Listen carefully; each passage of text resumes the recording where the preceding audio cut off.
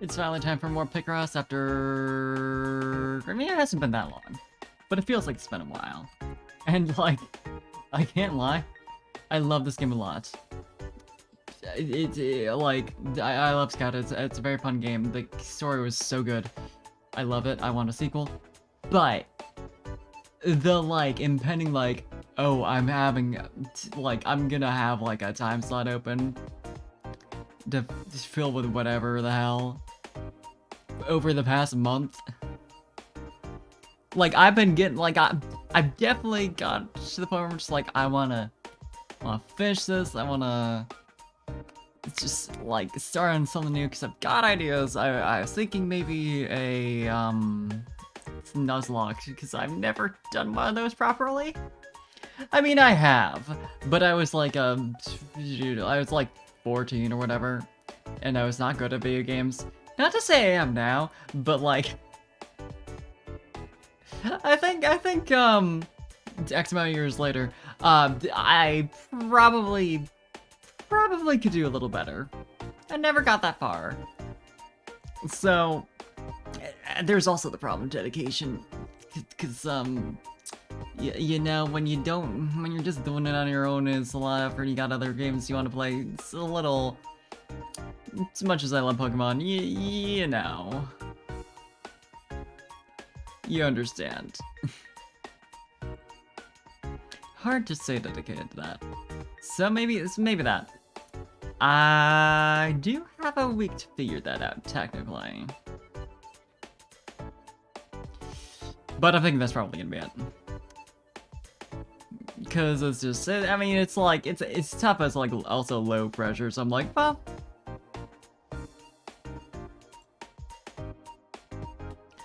Yeah, let's get into it.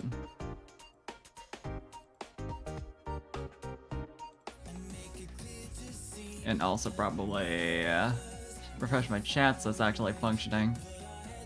I think it's fine. Actually, you know what? I don't need to do that, because I just switched my shit over to Stream Elements, finally. So, in theory,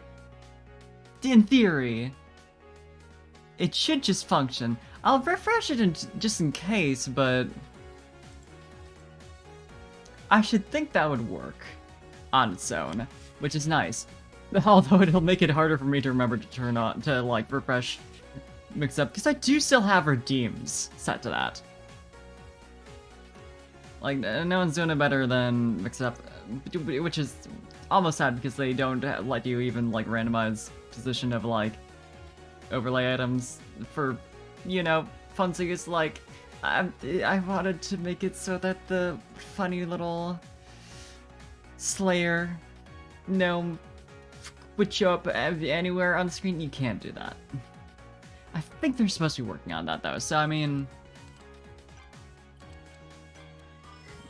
getting there probably.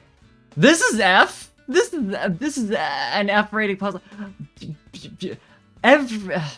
I know it's been getting harder as it goes along. It's been getting harder, so it's not a huge surprise.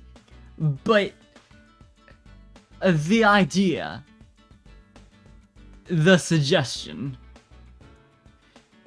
that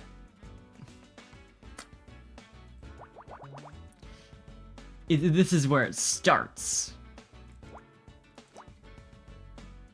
This is the kind of difficulty you're gonna ease me in on. Is 15 by 15 with a lot of ones. Makes you wonder. Well, really, it just makes me dread.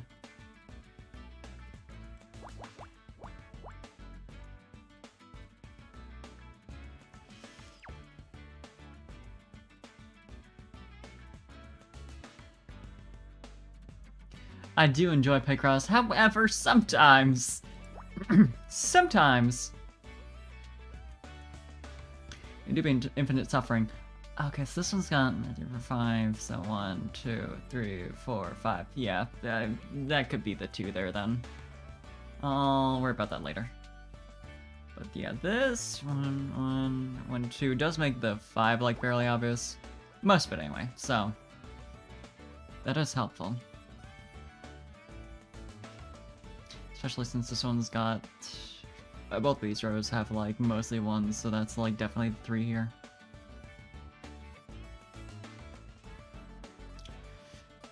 But yeah, again, it's only been like 2 weeks since I took the break last week to just like catch up on sleep. But it still feels like it's been a while. Like, I mean, I guess 2 weeks is not an insignificant amount of time.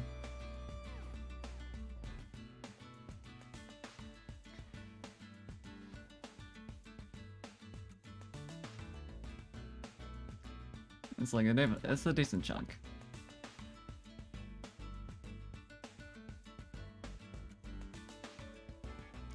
Yeah, they're big numbers. I mean, well, the 4 and 3. Well, no, it's not enough to get anything off of it, so. Oh, the 1, 7. 1, 2, 3, 4, 5, 6, 7. Good enough. Which actually lets me figure out. Yeah, that's the whole set of 7 right there, and I can just do the middle tile for that part. Okay, we got some edge pieces. That's nice.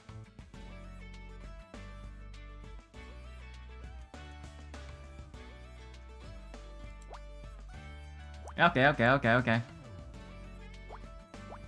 End of that column's figured out.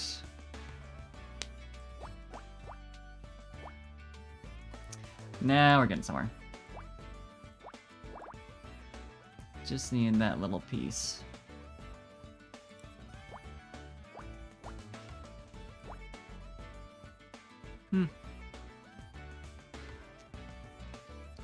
They'll be hearing sirens. Well, I'm sure it's nothing. 1, 1, 1. Yeah, okay. Although it couldn't have been anything else.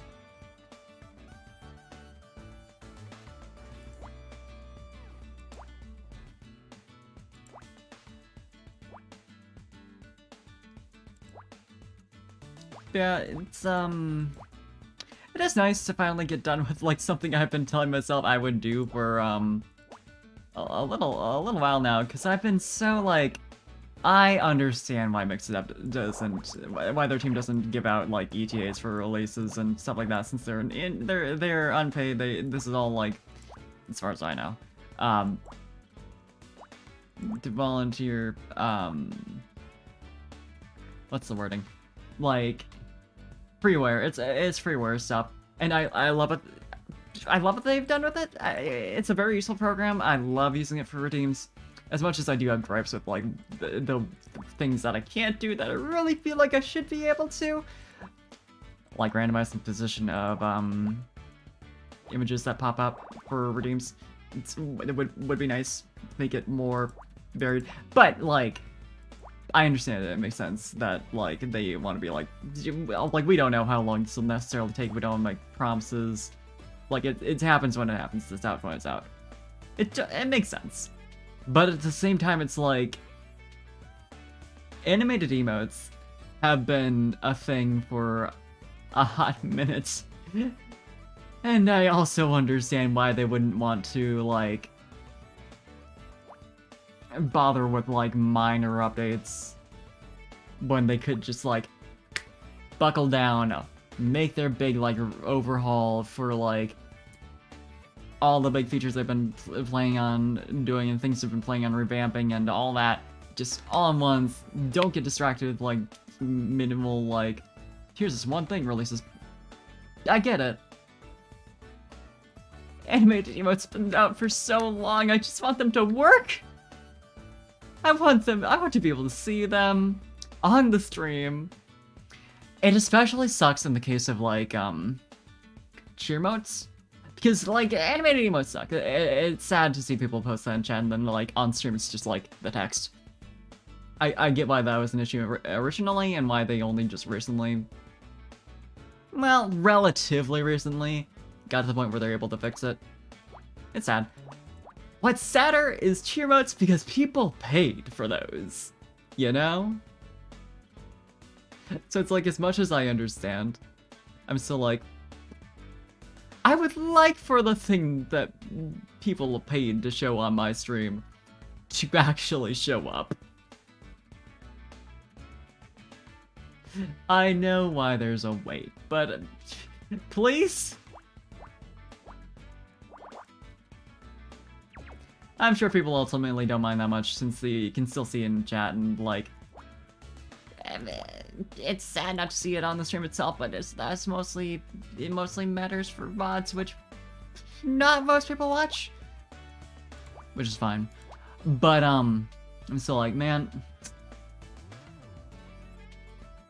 I want like, I don't want like that kind of like, I'm fine with Scuff as like an indie streamer who's like relatively casual about it. I say casual, I have a very regimented regular schedule. Well, I'm bad about starting on time, so I guess regimented might not be the right word. But like still, I'm like, still. That's definitely something where it's like, if it's within my control, I want it to be good. I want it to work properly, so people aren't just like, oh no, it didn't actually show up on stream. It's sad. Even if they aren't like super pressed about it. I'm like, I want it to be perfect. I did run into also though, I had set up God, I have the worst itch. Right on my nose. Pain. I'd set up the mix it up chat so that there's like a line break after usernames, so you didn't have to worry about like, I had the problem originally where super long usernames just got like they messed with it a lot. They made it look really not neat. I would have to check again like what specifically the issue was, because it's been a hot second since I actually solved that problem, but essentially they just like made it look really gross, and like it didn't line break correctly, I think, with those. So the message got like chopped off. So I made it so it was like username, line break, message. And it looked really nice. As far as I can tell, you can't do that on Stream Elements. And it's not a huge deal, but I really liked having like all the like everyone's actual like message text aligned to the same like you know, spot on the left, rather than like people with long usernames had it like the message starts here. People that are short ones, it starts earlier. It's all wibbly wobbly. And again, it's like not a huge deal, but it's like once you have that set up and it's like looking super nice, it sucks to lose it.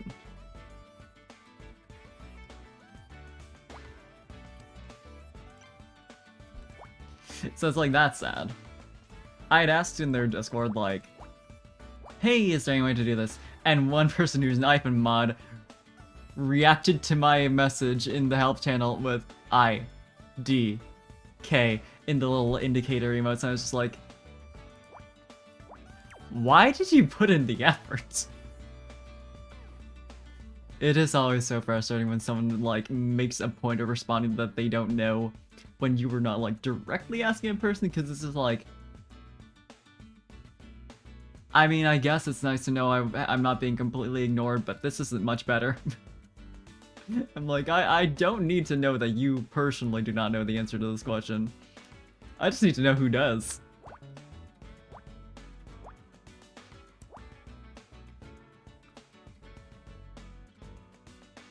It's so tiring trying to get help for tech issues on the internet.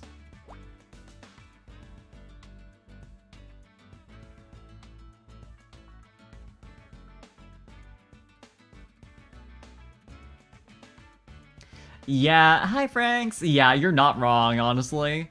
Like, it really feels like they're just like, they feel like they have to be the one who helps everyone. They're like there to be the person in the chat who's like super active and it's like honorable, but also again, like, I don't need to know that you don't know personally.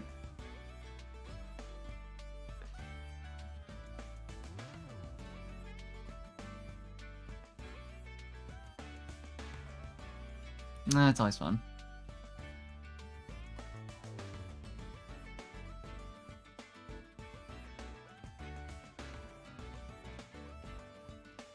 It's great because I had gone to sleep not long after I got home, which isn't usual for me. Usually I'm up for like at least 4 hours after, which says something about me considering I get home at like midnight. Past that actually. But like, I was pooped. I went to sleep. I got up early, so I was like, 10 a.m. reasonable time, doing stuff. I posted about that. I was like, cool. I posted this at a reasonable hour, so I might actually get help. No. Suffering and agony.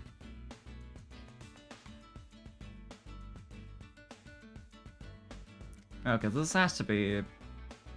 Yeah.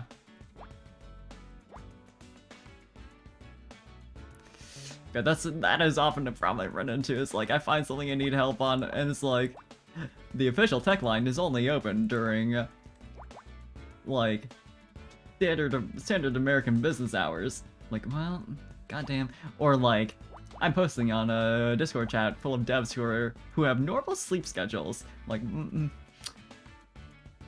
well. Hey Zen! Hope you're having a good day. Good to see you.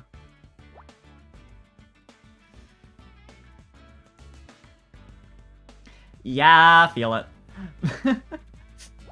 Last couple weeks I've been doing shit at like semi-reasonable hours during the weekends-ish. At the very least I needed to be like up and good to go by like 2 p.m. So like I couldn't like just knock the fuck out.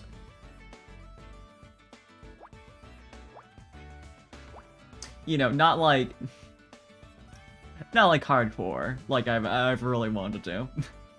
And I don't think I've got anything this weekend, probably, at least not tomorrow, so I'm looking forward to that.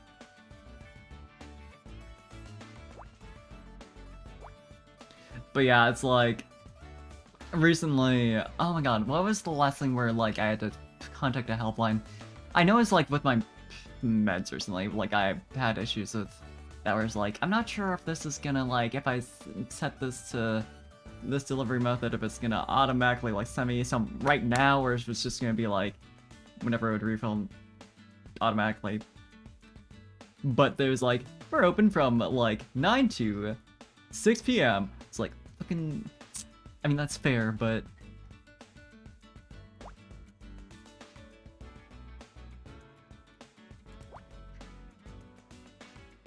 I do work super late, yeah. I work from I work until, like, just after midnight.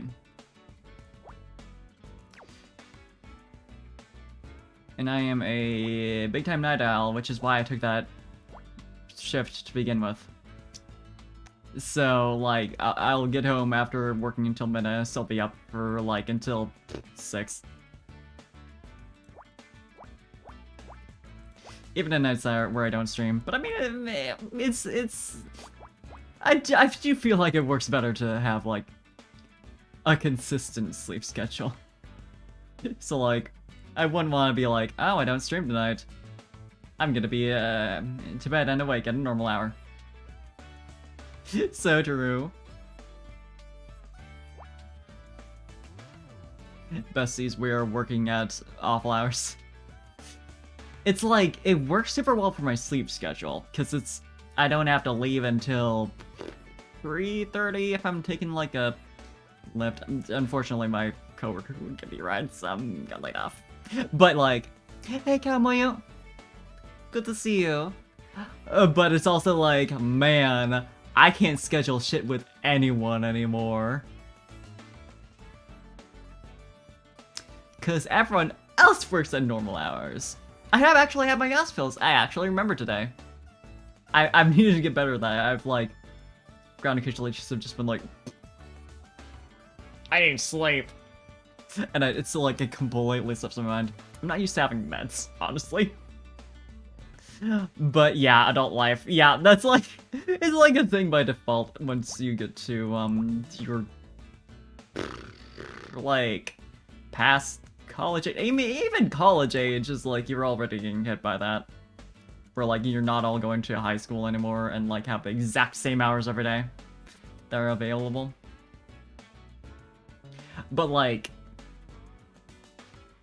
yeah, like I have ran into so many issues with like trying to schedule like Dungeons and Dragons collab streams or whatever else, cause like I'm only available at like hours where no one else is awake. I mean, you know, awake, but like not really willing to do stuff in some cases. Or like they would be about to go to sleep. That kind of thing. Yeah. Yeah. F. It's like, yeah, it's like it works super well for my sleep schedule. It's honestly a very easy job, and it pays decently. Decently enough. That I'm like, you know, it works, but it's like, man, I want to do stuff with friends again. So I am looking into a job that's like 9 to 5, which like on one hand sounds like suffering for me personally, but on the other hand might just wrap around well enough with like how late I stay up that it's like it works out, and also it'd mean that I'm actually available during the times when my friends are, you know, awake and wanting to do things. Yeah, I feel that. It is also a not telemarketing per se. It's like calling like prospective clients to make like deals.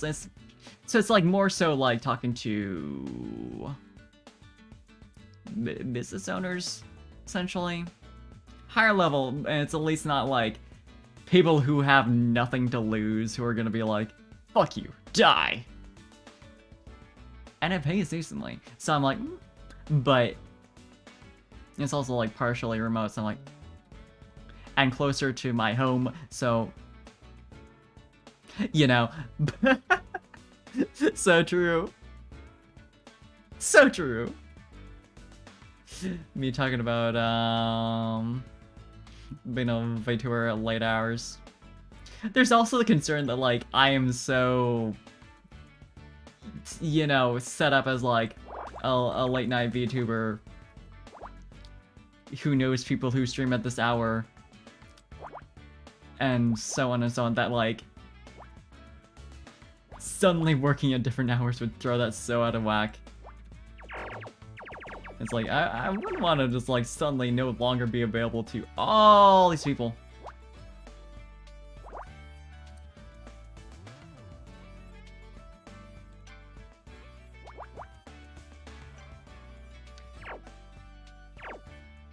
Especially for something that's not, like, gonna be a long-term job. By any means. Yeah, that's the thing. It's like, I want to prioritize, like, my cool and fun VTuber friends, but also, well, money, you know?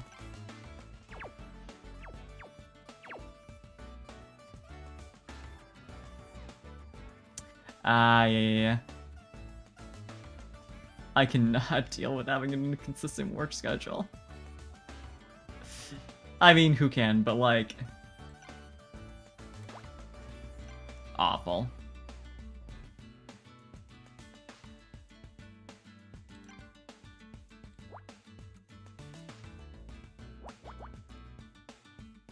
Yeah, it's like I went as far as getting an interview set up for said job, which is happening like reasonably soon, but we'll see. That is nice though. I am glad you at least have that. Yeah, so it's like we'll see if I like bail last minute or like end up not getting hired anyway. Yeah, I'd gotten called by a hiring agency that works. It's like I currently work for one, and they also like like have employees at the same location that I'm working right now, right? They are like, hey, we saw your resume and blah blah blah. So I looked them up and was like, oh yeah, they're legit. You know, I might as well. I've been thinking about moving on anyway, so sure. I was like, yeah, it's nice because I don't have to talk to customers and blah blah blah. So would you be interested in like a role where you're doing cold calls? I guess I'll like consider it. But were you listening? Yeah. Feel that.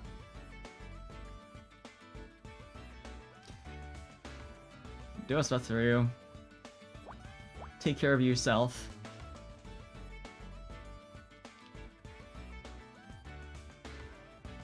The nice thing about getting paid well is it's easier to, like, negotiate your way into, like, decent, or, like, you know, better pay at, like, your next position, because it's like, okay, so I'm getting this pay now, and if you can't offer me better, I have no reason to take that. Yeah, exactly. Like, I'm grateful it's, like, not, like, customers in the sense of, like, you know, just random individuals.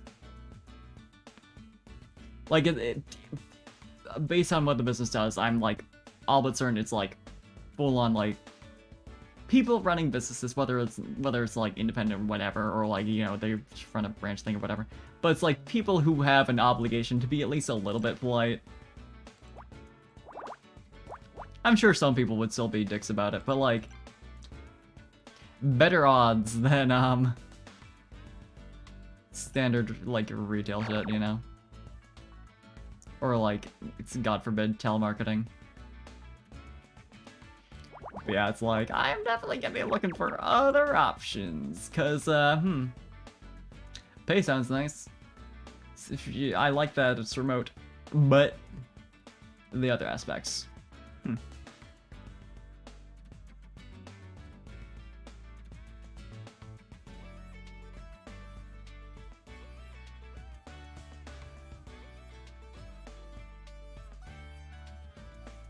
Yeah, I could never do, like, full-on, like, telemarketing. Like, this, I'm like, okay, Schweth. On the level, it's like, these are people who are running businesses and have actual reason to need these services. Because it's, based on what the business does, it's like, oh, okay. I wouldn't feel like I'm just, like, peddling shit that they don't actually need. I'm, like, trying to get them to pick our business over something else because they would inevitably need this regardless. That kind of thing. But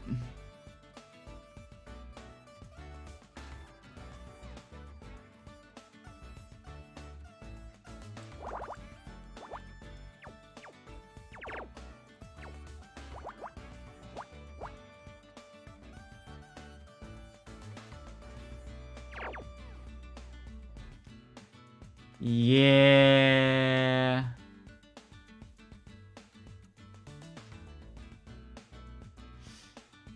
Yeah, like, if this was outright, like, shit no one needs, no fucking way.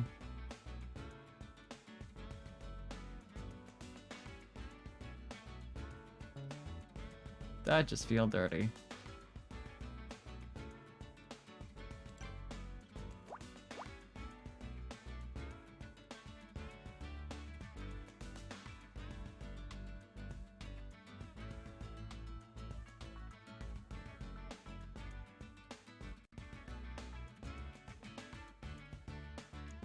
Working now.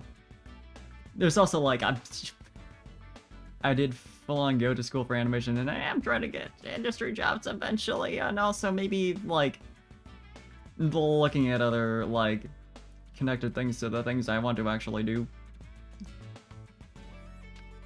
But, I don't have a great portfolio for, even the thing I went to school for.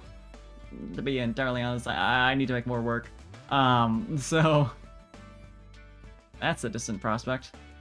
And, it's like, I would consider doing that. I consider doing programming, even though I know, like, it's great because the two things I want to get into are, like, well known to be questionable industries to be, like, getting involved because it's specifically like animation industry, games industry. So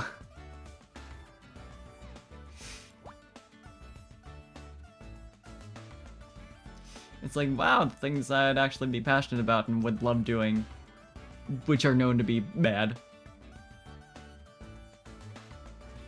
There are companies, at least in terms of games, I'm sure animation too, that are like doing pretty damn well at like bucking the norms and not like fucking mistreating their employees and shit. But still, you know. The problem with those companies is they're small, so it's a lot harder to get into compared to the ones that are, you know.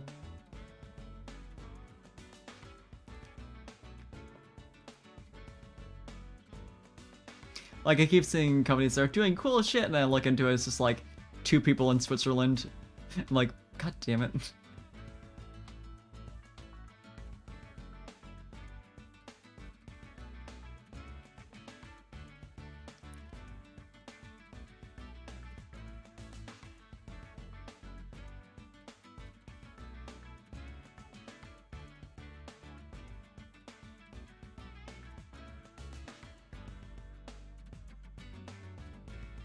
I'm really not seeing anything in this shit. Huh.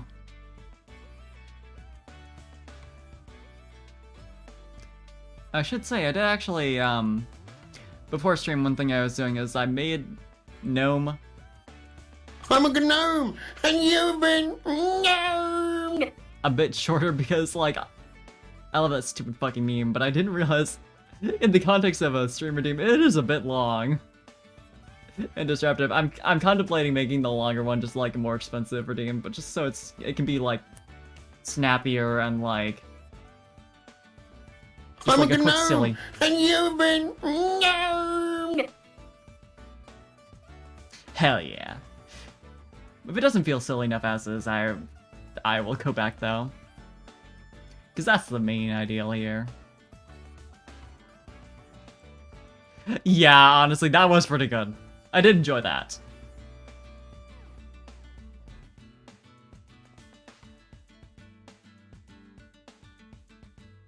But yeah, it definitely stood apart from the other redeems in that it was like very long.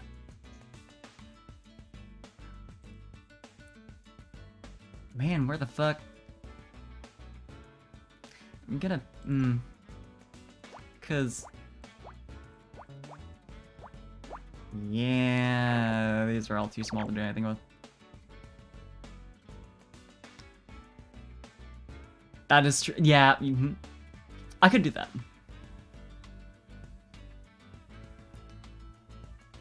That'd be fun.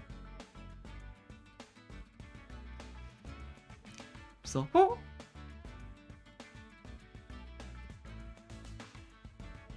I do have some other sillies in mind that I want to put together. Maybe the 512? Oop. Nope.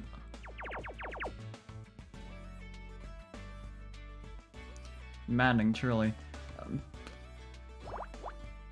I mean, that maybe since this one's already filled in, I can, yeah, but yeah, no, it doesn't make sense. Doesn't make sense at all.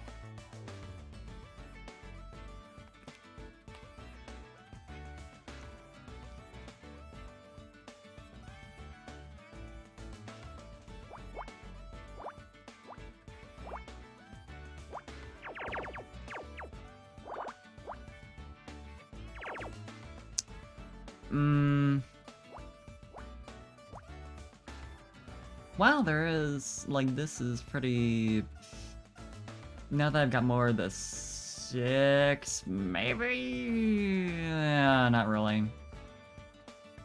Well, actually, 2. At least the middle one right here.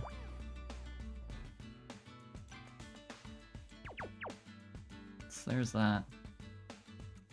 Doesn't do much for me, though, because this one's still really uncertain. Damn it. Maybe the 3125. definitely the 2 there. So yeah, this one's the least. I can do this. Okay. For being the first puzzle in this set, it's, well.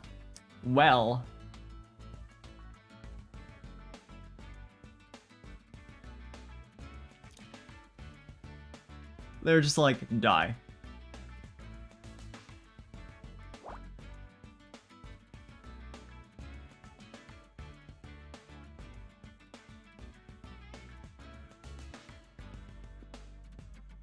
Yeah, I mean, honestly, if I could live off of VTubing, that'd be wonderful. But even if that's in my future, there's definitely, like, I need shit to do until then. Although I could maybe, like, I don't know that there's any way I could force it to work right now where it wouldn't feel bad for it. You know?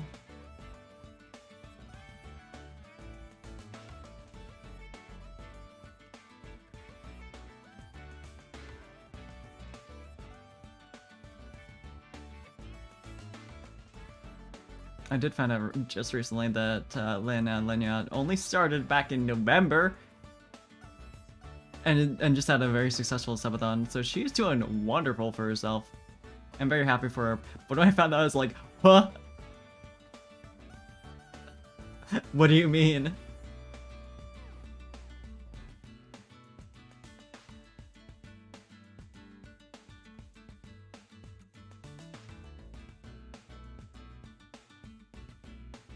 Glad I met her. She's very talented. 1, 2, 3. So at least that.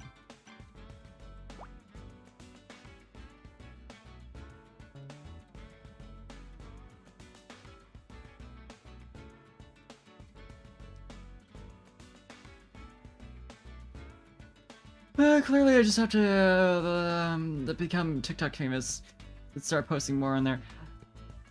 I've been definitely thinking that I should, like, just start recording shit for that, so I don't have to go through the whole process of, like, oh, we have to edit down the clips so it's all in vertical and actually get clips off my channel and blah blah baby.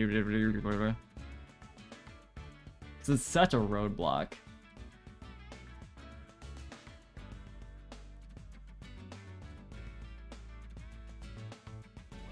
But I wasn't, like, going for, like, just recording myself doing shit just for like funny TikTok and YouTube shorts up until now, because I didn't really think I could do impromptu content like that.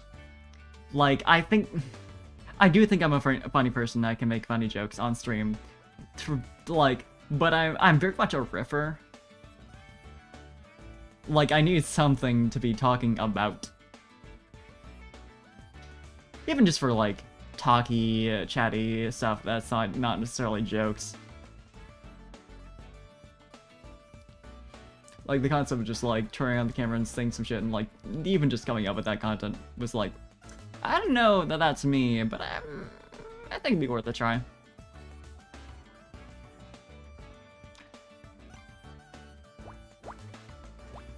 Yeah, I think I'd already tried this.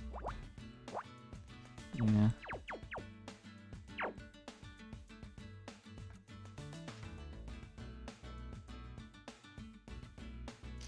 Honestly, yeah. Just like... Cause like having something in front of you, even if it's not funny in itself, just so you can have ideas to bounce stuff off of, and like everyone's on the same page on that level. So much easier. So much easier.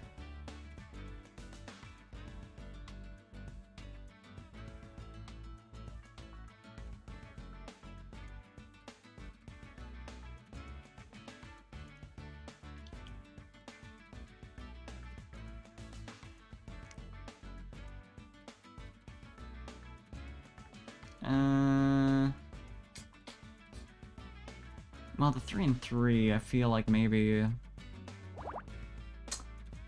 Damn it. Yeah, there's just like one open block too many to really lock down anything else. Man, this is brutal for like an F rank puzzle. This is gonna take me a minute to get through all these. Not that I mind. But again, there's the part where it's like, I have ideas where I want to fill the slot with once I'm done with murder by numbers. I love my beautiful little boy, but...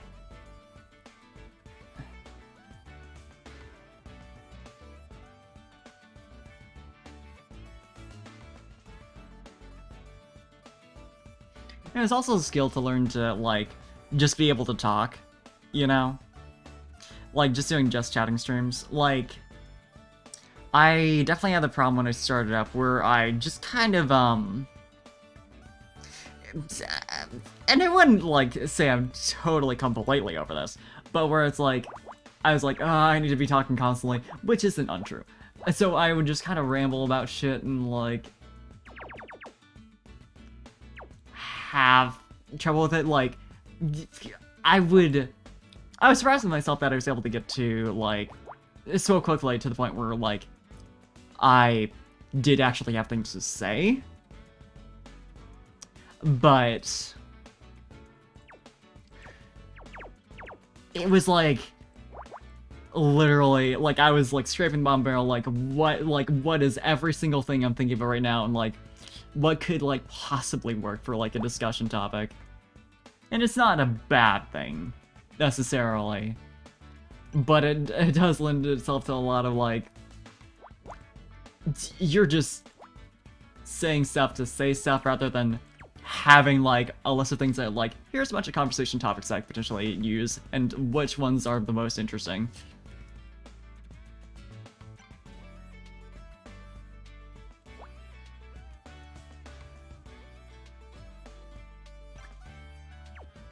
Yeah, because it's like...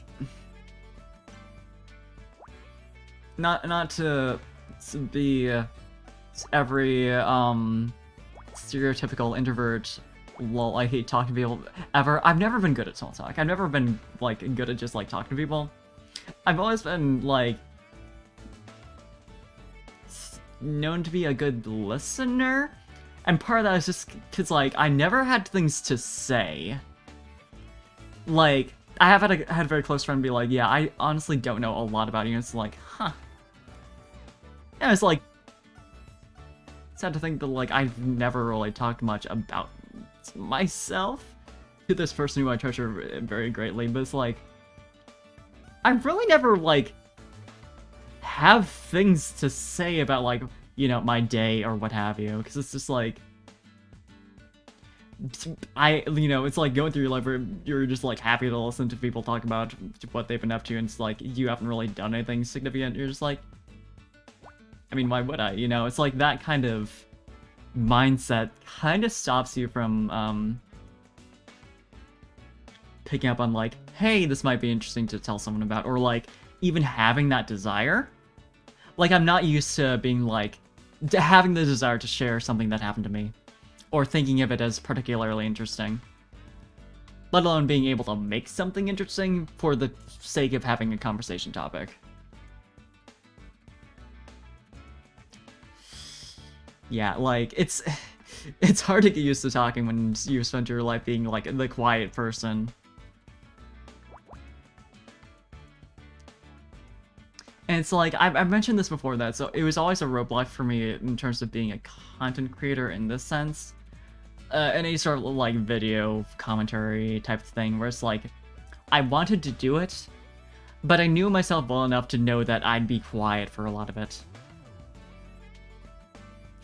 I'm glad to know that at least I got you to relate to this in the chat.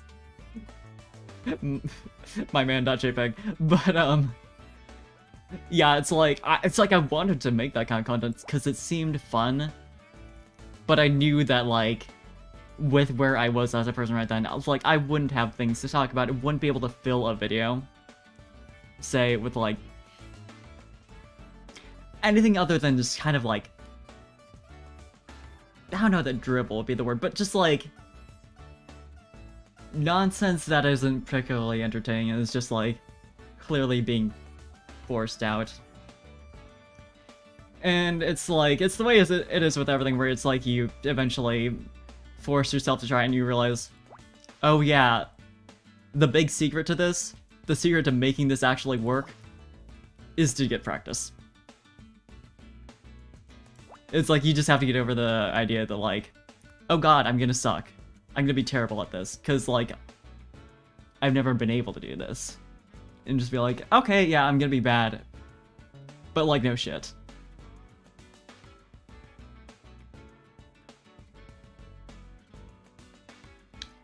Exactly. You gotta get practice, you gotta just do it.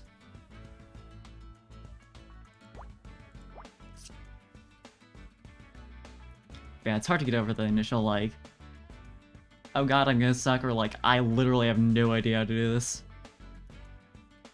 And it sucks when it's things like talking too, because it's like, it feels like such a, it's like it's something that comes naturally to a lot of people. Like, there's the whole, like, the existence of, like, extroversion and introversion is, like, a thing for a reason. Some people just have, like, it's natural. They just are, like, they've been doing it all their life. It was never, like, something you really had to think about. So it's like, when you're bad at that, it's like, it feels like something you can't really surmount. This is just like, oh, this is just the type of person that I am.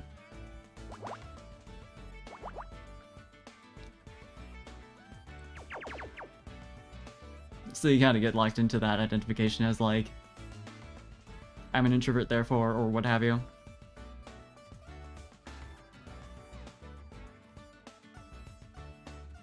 And it's so useless. Like, the classification system in general is useful for a lot of people for very good reasons, and I understand it. But it's like, the way it can make you feel locked into, like, I have to be this way, I have to, like, do this kind of thing, because this is the kind of person I am inherently. So this is what I am good at. It's like, it just makes the whole, like, I can't do this because I'm bad at it, therefore I shouldn't try, like, even worse.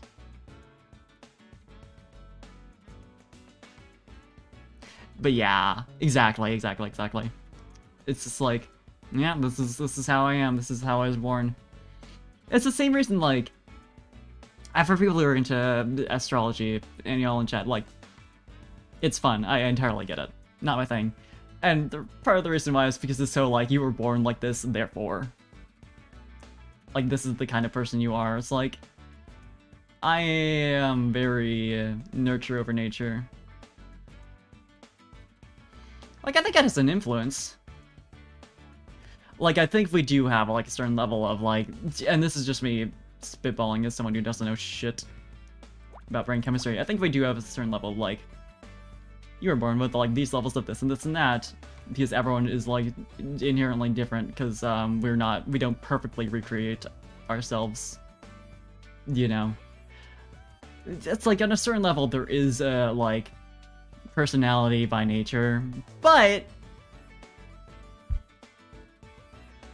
it's like, you can just do stuff. Like, if something appeals to you and you know, like, it's not necessarily something that you're, like, good at inherently, or that's, like, that comes to you naturally, you can, it's like, I feel like it's so insignificant, the whole, like that aspects of things. That's just like, whatever, like, just start doing it. Fuck it. You're not gonna be as good at it from the start as, like, some people might, but, like, who cares? But yeah, exactly, like, if you can find something that's interesting to you to talk about, and find people who are interested to listen to that kind of thing, that's all you need. Which, as it happens, like, streaming and VTubing is really good for, because people can just find the streamers who talk about their, like, niche interests. And are like, oh hey, like, you know, this is someone I want to listen to. And then that benefits the person who's talking, because they may never have been able to find that audience otherwise. So yeah, long-winded way of saying I love y'all and thank you for supporting me, and we're quite sippy. No one's paid for it, but I'm still doing it.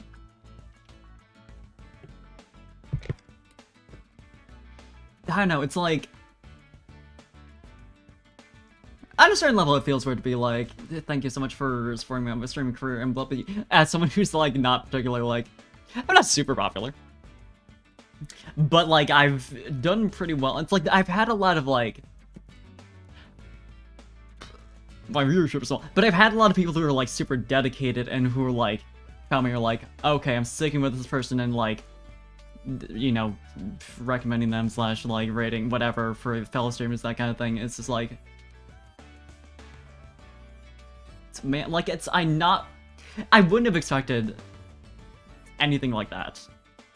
Like, I had high hopes when I started streaming. Do not get me wrong. I am optimistic to a fault about my prospects in just about anything. But, like, it was still, like, I expected, like, oh, hey, I'll, like, figure out how this works and eventually tune into like finding an audience for me. So I guess I wasn't really thinking in terms of like, I mean, I did want to establish like connections and a community for myself, but that wasn't like how I went into it. Like, I need to find someone who like, you know, that small group of people who can just like stick around like regardless. It's nice. Thank you, Zen. That's always good to hear. It's like, it's hard to, you know, phrase uniquely every single time. It's like, thank you, I appreciate, I love. Big kiss.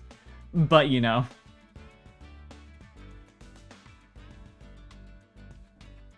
Yeah, that is true, that is true. You have used a lot of redeems. I wonder if that's like... I don't think there's anywhere you can check how many redeems you've done on a specific channel, but they clearly keep the statistics, and it'd be interesting. Like, I would love to know how many points I've spent on specific people's channels, even as someone who's not as super active as a Twitch viewer.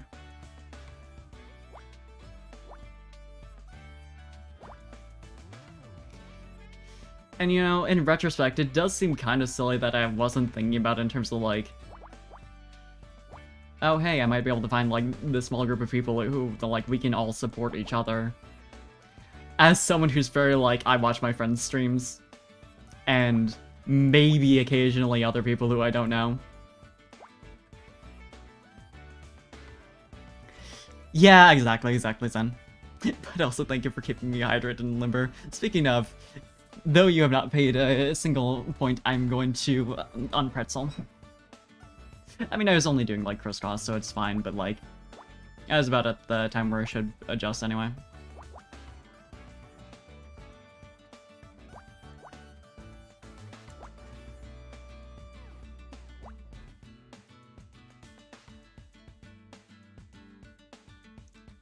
I'm a gnome, and you've been Thank you for the positive check, and also, nope, no shrimp. So true. You know, this is the true value of streaming. Dream Crusher. Dream Crusher. I hope not, considering the conversation right now. It gets people to check on your shit for posture and water. I did get told by my pharmacist, like, hey, this is a water pill. Like, I think specifically, I only have one pill. Why am I saying that? The Spyro is like a water pill, so it's like, make sure you hydrate well. We are all crushed by the Halo Man's voice. I didn't know for the longest time, literally until I went to make that redeem, that was from Halo. I think I'd heard at some point, and I knew it was like from a video game in that genre. But as much as I was like into that meme, somehow.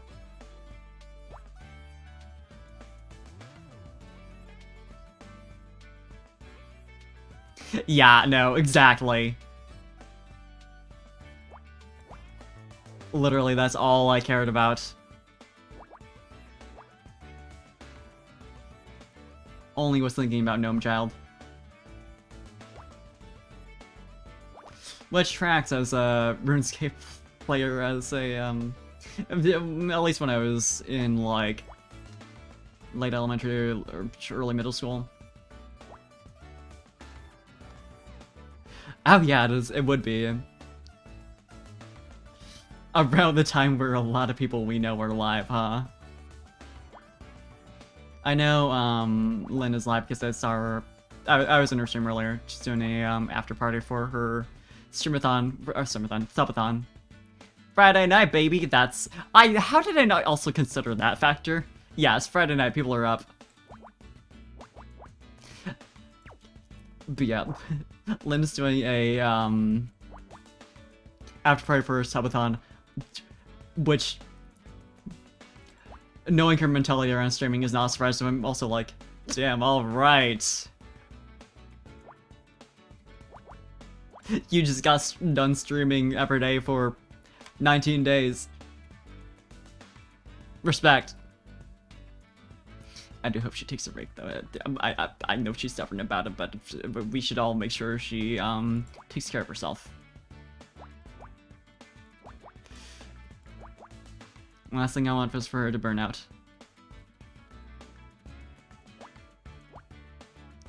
Never stop the grind.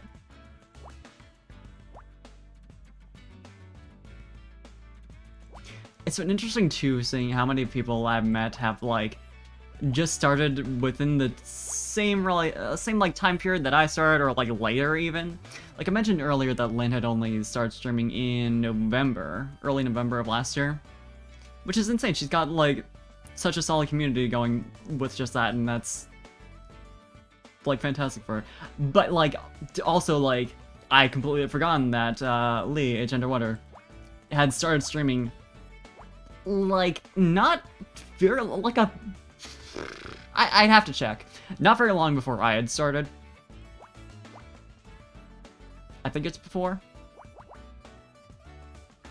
And it's like, it's so easy to think of like the people who come to support you as like, oh, this person has probably been streaming for like, you know, a good like year before I have or whatever. But it's like, no, it's like, and it does make sense that you naturally grow a community of like fellow streamers who started around the same time, because it's like not everyone blows up within a year obviously, but like a lot of people get to the well, I won't even put a number on it, certain thresholds where it's like you have your community established, which is also a factor. Like you already like are solidly like, these are my streaming friends, cool if I get introduced to more people.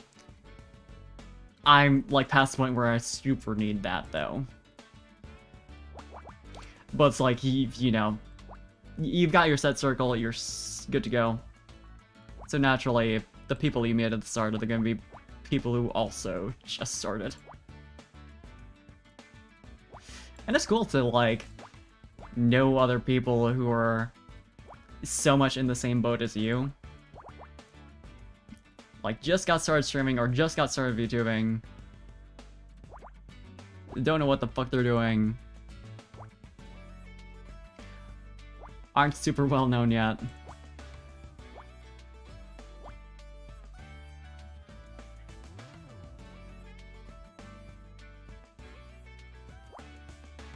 Always worth saying that I'm super grateful to Elegy for writing me way back when, because it really feels like that's what got me started for real. And like so many of my streaming friends are like through Elegy, either directly or indirectly. So it's like, I have a lot to thank her for. Yeah, exactly. People say a lot that's like, you know, with regards to, say, if you're going to college for a certain, like, field or whatever, or what have you, it's like, to stay close with your peers, stay close with your classmates, rather than trying to become friends with already successful people in the industry, because it's like, once you reach that point, regardless, those are going to be the other people who are, like, surrounding you. And, like, you're gonna want a good relationship with them. Regardless. Like, those are the people who you're, like, breaking into the industry with. And those are the people who maybe, you know, giving you jobs, maybe thinking like, oh, hey, this position's open. I remember from, in this instance, college, but like, whatever. This person is super good at this thing. And it's like, it's very much the same thing. It's like, it's not like, you can't like go around being like, oh, I want to be best friends with Iron Mouse, because like, Iron Mouse is great. As far as I know. She seems wonderful and I'd love to get to know her. But the chance of her noticing me? Tiny. And like, that would ultimately like, I mean, that would give me a massive boost, sure, if we like started making content together. And she's just like, random off the top of my head example of like a popular streamer. To be clear. I just saw her streaming Shadowverse with Callie. Who is also like, you can swap her name in here. But it's like, that would give you a boost. It's not gonna happen. Like, it might happen, it's not gonna happen. You're so much better off getting to know people who are at your level.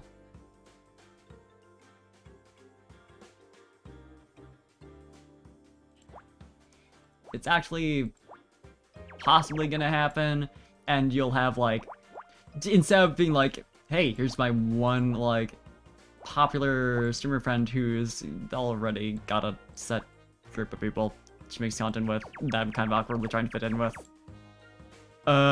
It's like, hey, I've got this community of like people who I have grown as a streamer with and have known for like this entire time, and we're all in the same, like,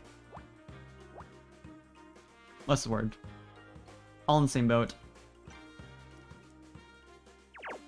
I don't know where I'm going with this conversation. Just thinking about streaming.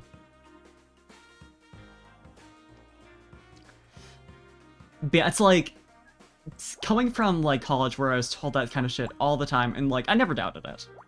It makes total sense. So it's like, but actually seeing it sort of in action, like, seeing that start to build up for me in like, in a completely different sphere, it's cool. Feels like I'm doing the right thing. I'm glad. I'm glad it's enjoyable, because I am just kind of rambling. But that's how it is streaming. That's just the content half the time.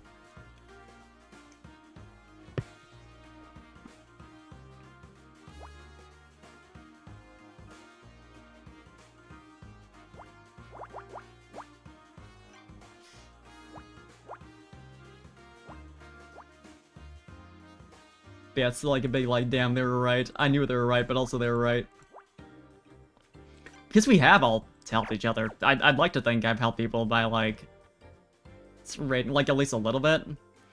You know, I've seen like, I brought people into other people's streams and they followed, and then I would see them like around there later on, just like, huh. Absolutely, yeah. Like, do you have to do it because you're enjoying it, not because you're expecting like to make it big within a year?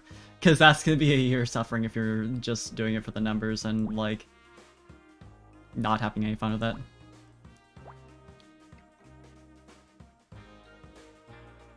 But yeah, same Zen, like, I'm having a great time with it. Never would have expected. Oh, wait, this is the 2 at the end, so no. It's this one I want to cross out. But it's like, alright! This is a kind of, I can take this pace. But yeah, it's like, and I talked about this when I was like way smaller and I had like 1 viewer, I think. I'm sure there's a lot of people auditioning for Hololive and Nijisanji and all these other groups who have never streamed. I know I did. And it is so important, I think, to have at least started streaming, not only because like, hey, you'll have experience, it'll make your application look better, you look more serious, and also, you know, your like your demo clip feels better, more believable, blah blah blah blah blah, all that. But also it's like, if you're gonna make this into a career, you should probably make sure you actually do enjoy it instead of just being like, oh hey, I get to play video games for a living. Why wouldn't I like that? Especially since it's like damn near free to just test it out. But yeah. Yeah, it's like, I'm fortunate in that, like, I personally don't get that bothered by looking at the numbers and seeing like I'm low, but it's still like a good philosophy to not give a shit about it, especially early on. Because it's like, it'll happen. Like, obviously you should care to a certain extent if you want to be successful, wide scale, but the minutia of like, oh, one person like stopped watching my stream, it doesn't matter.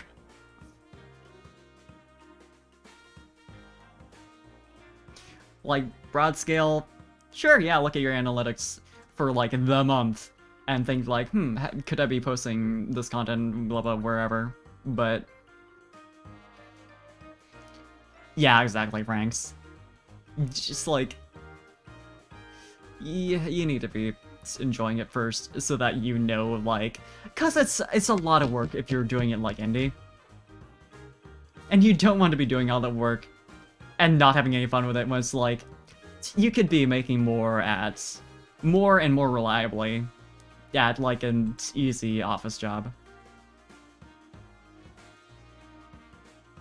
And you don't have to, you know, do your own, like, everything. In terms of management and like, all the bullshit you have to do with like a independent business. My god, at art school we were told like they didn't try to steer us away by any means from doing a like opening our own studio and doing like independent work.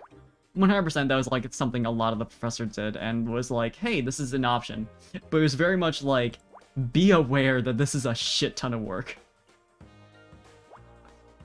Like, here are all the things you can expect as an independent, in our case, animator. And like all the things you would be responsible for. Like, know what you're getting into. Ah, I fucked up something over here.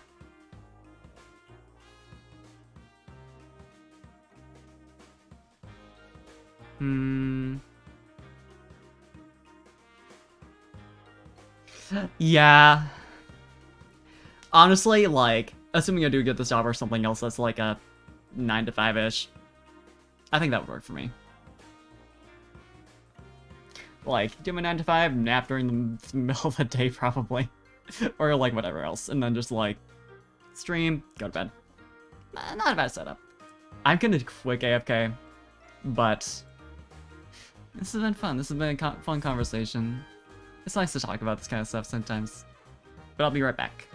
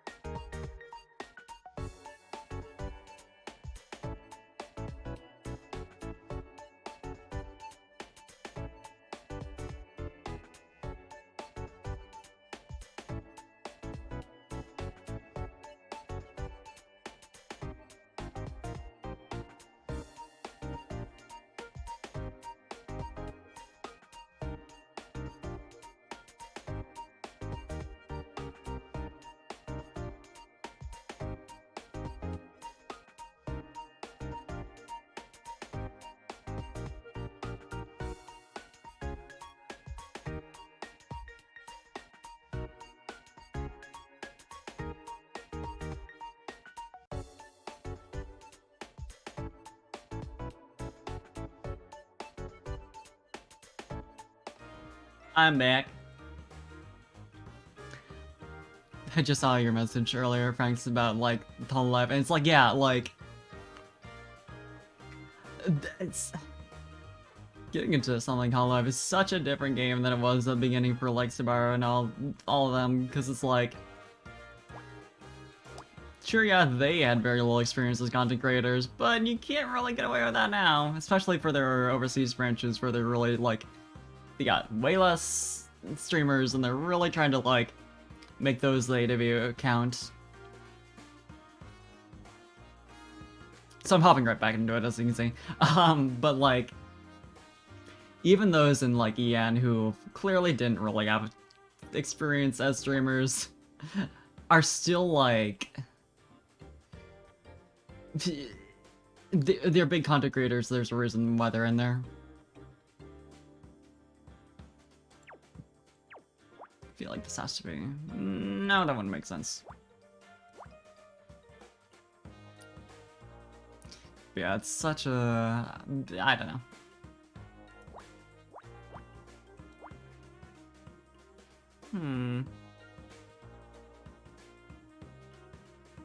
Yeah, you know, I'm not that far into this puzzle, so I'm just gonna... It feels like... Yeah, because... I mean... Callie didn't seem to have any, but I'm not sure. I've never checked. I obviously know who she was, but I've never seen if she had. I think Kiara did stream on a casual level, with her prior whole thing. Gotcha. But yeah, it's like there's a couple who didn't have a ton of experience, but it's like they were big names as like content creators. Otherwise, well, I'll say big names, but like, you know. I think she had done some streams. I remember she had mentioned it in some places, I think. Not obviously as Kara, but like, you know. But I'd have to check again, but I remember seeing that. It's been a hot minute.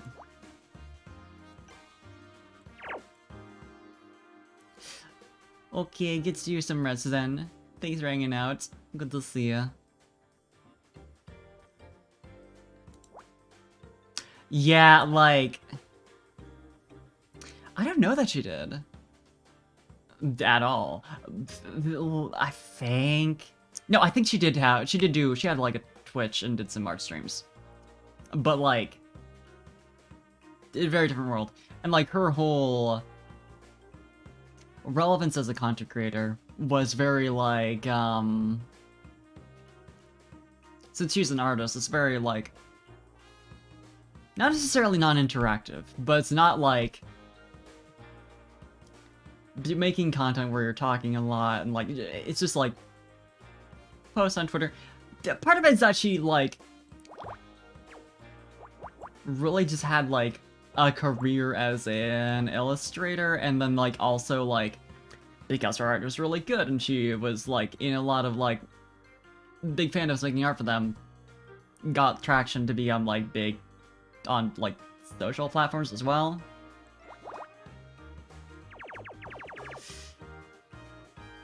So it's a different world.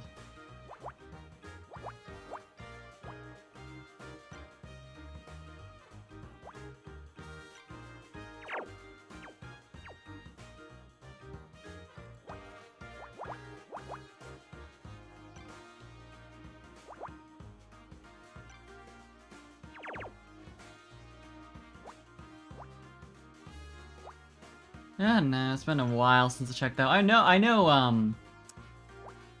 Ame of, like, Gen 1 had the most prior streaming experience, because that was, like, why she had gotten it picked. As much as we can know that, obviously. It's what she'd been doing. And ended up being, like, the tech support for all of them as a result.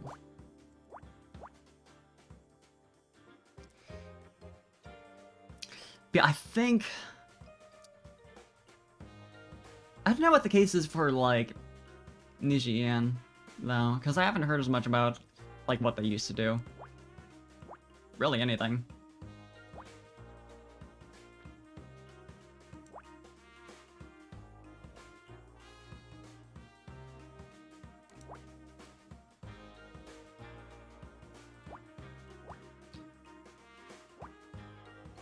I mean, some of them do strike me as, like, they were primarily streamers, probably, just personality-wise. But I don't know. Do not actually know.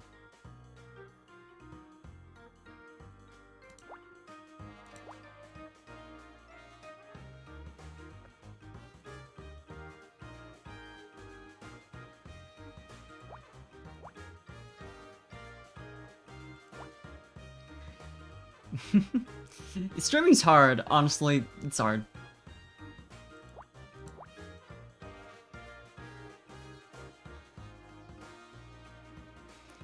Getting yourself to the point where you can support yourself off streaming, also very hard. That's part of the hard.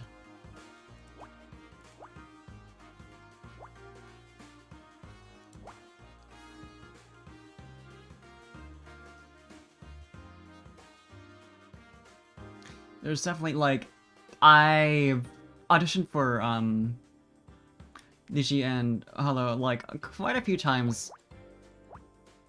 Like every audition for either that's happened since Nishi Gen 1. And like I don't have great hopes for it, in part because, like, being entirely frank, because I'm trans. And I'm only auditioning for, like, female roles. And I know what the odds of that are. But, also, like, just because my number is small. And they definitely have, like, bigger people auditioning. Plenty. But, there's a part of me now that's, like, after getting to the point where I'm, like, settled into streaming as Parfait, where, like, the thought of, like, getting into one of those groups and, like, knowing that, like, if I say yes, I've got it made, but I have to, like, say goodbye to this? It's like, I'm super conflicted about it, and, like, who wouldn't be, but, like, man, I don't know. Do make me look at groups like V-Shoujo and smaller outfits that are more so like, here, just take your existing career and we're supporting you now. I'm just like, that sounds like 10 times better. I get why Hello and Nisha want to wipe the slate clean and have their careers for their libraries be like all the stuff they did with them and like all the stuff that, you know, with their approval and, you know, no mess to worry about, but man. Still.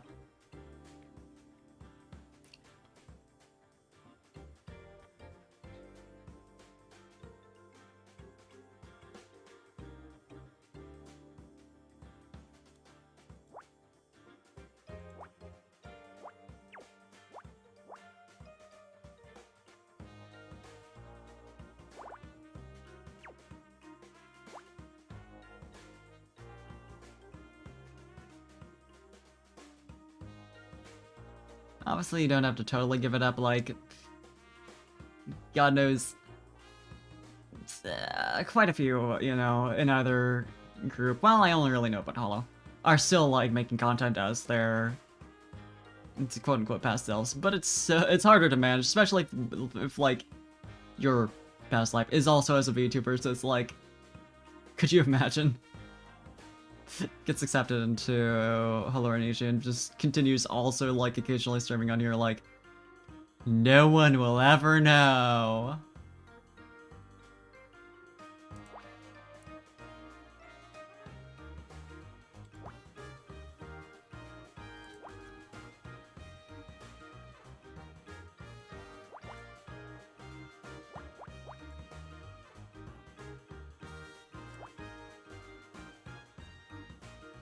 Yeah, same.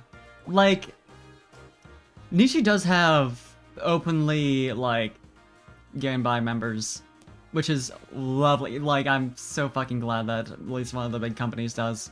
And it, like, it seems like Holo, like, a couple people might be, like, they aren't explicitly stating that they're gay slash bi slash fan, but probably are. But it's still, like, be cool. But yeah, like, having representation in other, like, things like being trans would be cool. Cause, especially considering Nishi in their auditions, I think Hololive does this too, for, I think both, Japan and, English, where they say, like, your own gender does not matter. And it's like, nice sentiment, but it's like, you know that they only mean, like, oh, you can be a boy with a girl-sounding voice, and it's fine. As opposed to, like, doesn't matter if you're non-binary.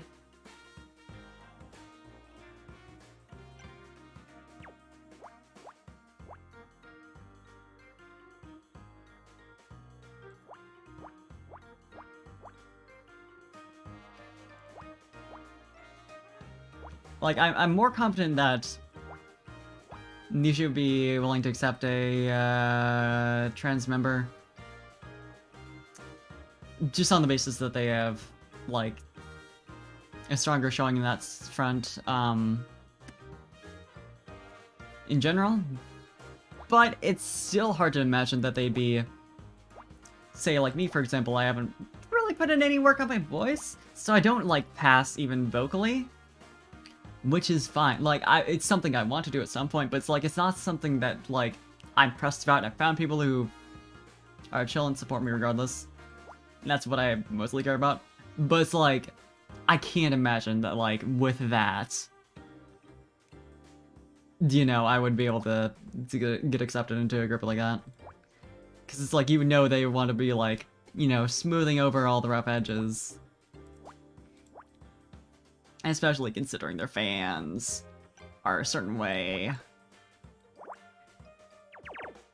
There's a reason Sana has the least subs out of Ian, Gen 2, or like nearly anyone in Hololive. Yeah.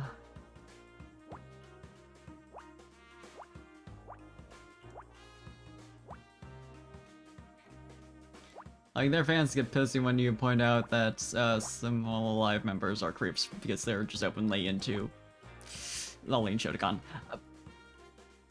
So, let alone, like, you know.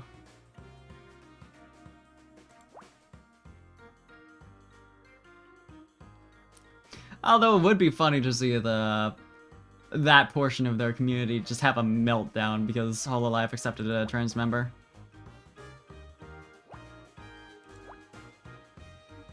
As long as the new member in question was, like, doing fine with it.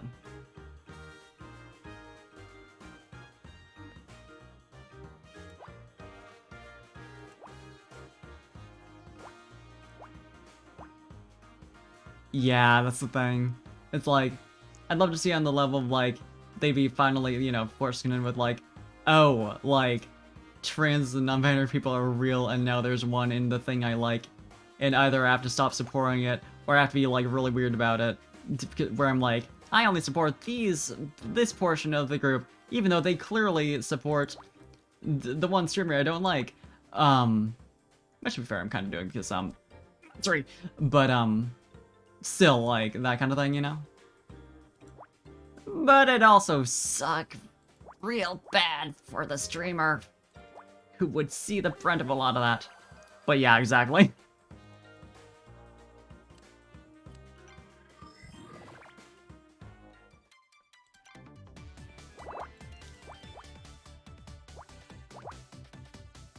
Yeah, I, like, posted a thing on main where I'm like, damn, it's sad that such and such streamers like a creep.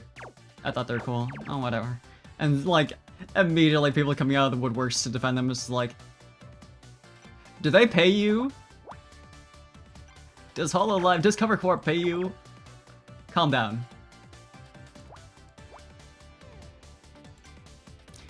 Like, ha! You're not supposed to be in this community anyway. Gate kept successfully. Get out, like. You have so much confidence.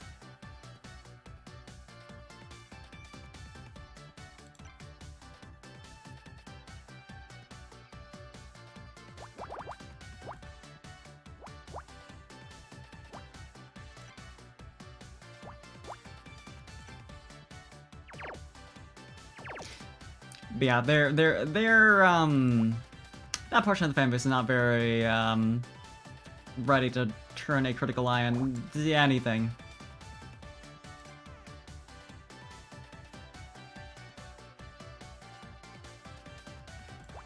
Yeah, exactly, like, to think that some rando on Twitter who has no idea who you are is gonna be like, ah, damn, this person says I can't be into Hololive anymore, oh wow. Like, damn, okay, I'm just gonna go on, like, liking the specific members I was already into.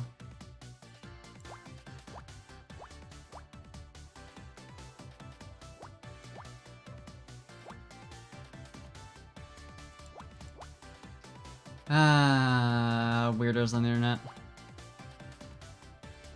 Tale as old as time.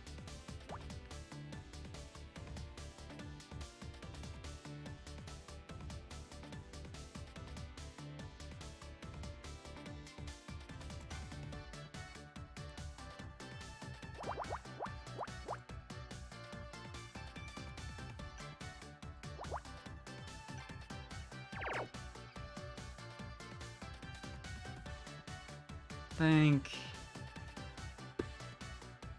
yeah, the two could be like right over here and then, okay, never mind.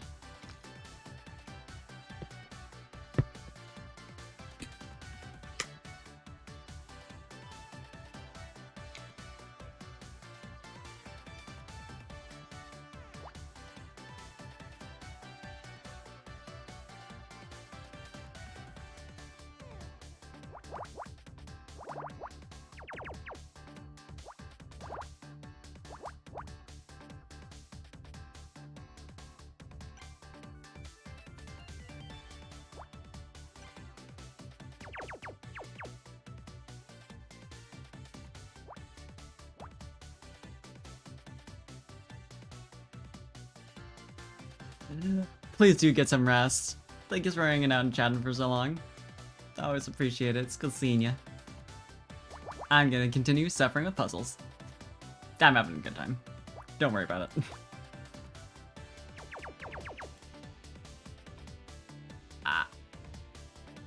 it. Second least.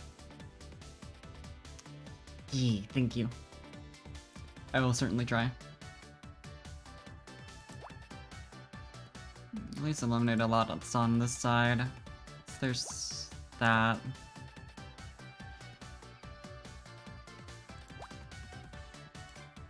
Yeah, at least got an edge piece. Hey! Thanks for the 2 gift subs. And you're up to 22, which is a very nice looking number. Hell yeah!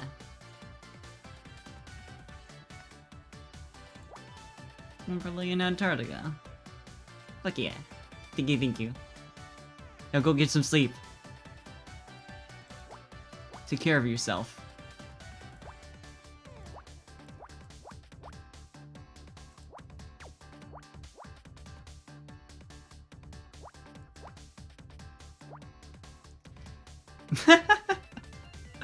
Yeah, you know, that really is what I am. Antarctica. Good night, Franks. That's a reasonable description. I'm glad to be your favorite.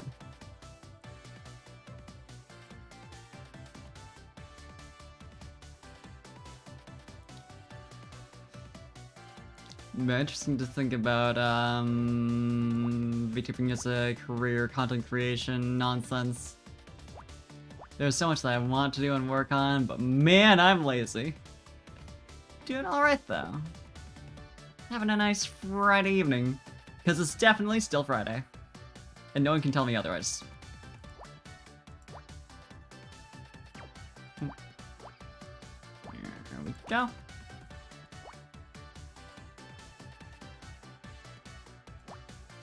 I had to, like, briefly check in with myself, like, it is Friday, right? I'm not about to disappoint myself terribly, right? And it's not, but it's Friday in effect. I don't have work tomorrow. And then the day after. Well, I don't have work after I wake up. The day that it's gonna be then. Time's a funny thing.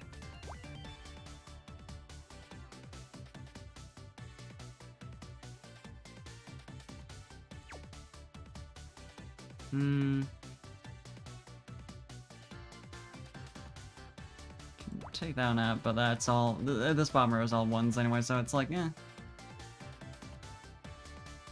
It's something. Yeah, it's like I wanna edit more clips. I wanna work on like singing a bit, so I can potentially do karaoke. Karaoke. At some point. Man, there's a lot of things to do though. Oh, I also want to make emotes. I'm better holding myself to task with like getting that kind of thing done. So I might just have to do another art stream to like at least get more emotes put together. I've got following emotes now. I've got slots for that shit. And at least if I'm streaming it, it's like I feel more of an obligation to get it done, and it's like I enjoy making art, but it's like I enjoy it more in that context because it's like more mentally stimulating, you know. That's a really nerdy way to put it, but it's like, you know, I need like a little more than just like doing the task and maybe music over the top.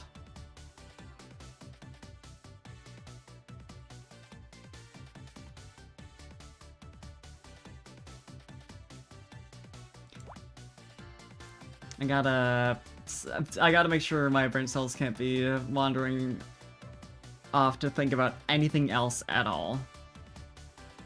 Or else what is the point?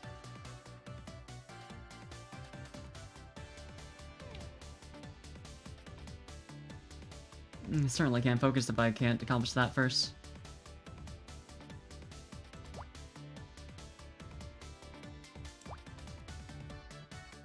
So yeah, that might be in the cards. At some point in the future, actually use up those follow remote slots, get that all set up, and then eventually do some clips and stuff and get content, make content just generally.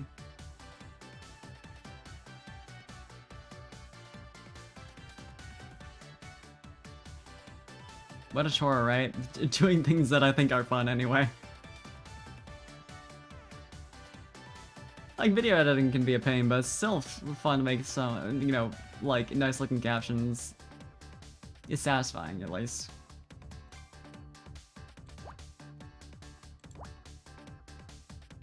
I feel like I could get at least some of this filled in. Because it's, yeah, 1, 2, 4, 1. A little bit. Most of it, actually. Because the... Wait. Hold up. Because potentially... Okay, yeah, no, that makes sense.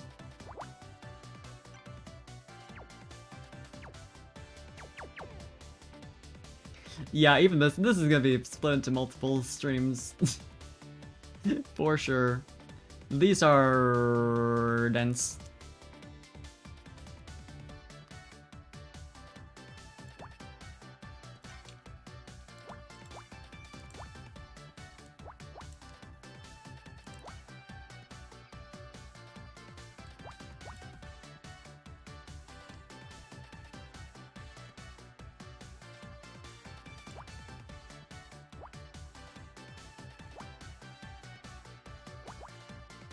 Yeah, I'm like barely started on them.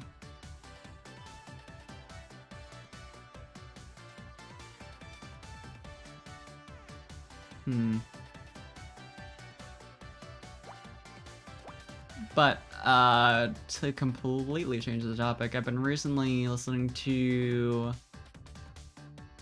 the audiobook version of The Unspoken Name by A.K. Larkwood, which is like gay fantasy novel with orc priestess protagonist. Very good. I enjoy it very much. I seen a recommendation for it not too long ago and finally got a chance to start in it because my work gives me a lot of time to just sit and listen to stuff. I've been enjoying it a lot, and I think I recently recommended it to everyone who likes fantasy shit. So that's been nice. But it's like the first book I've quote-unquote read in a while, which is a weird feeling. It's like, for the longest time, if you'd asked me what my favorite book is, I just have to like drop something I'd read like ages ago. And it's weird finally having something you can like say like, oh yeah, I finished this recently. I haven't quite, but like, I'm like, one more day of work, I'll be done. It was also a nice treat finding out that it was just released in 2020 and a sequel coming out next month. Literally did not look up anything about it beyond seeing that recommendation prior to reading it. So I assumed it was like a bit older, and like seeing that it was in a series, it probably already has a sequel out. No. No, I'm right in time.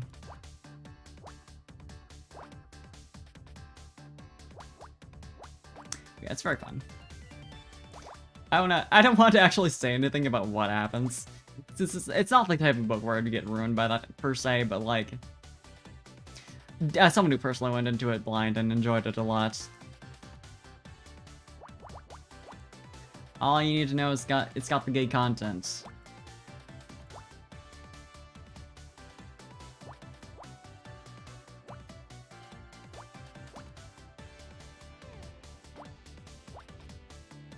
Yeah, interesting cast, fun shit going on. Weird suspect bullshit in the background. Fun stuff. What more can you ask?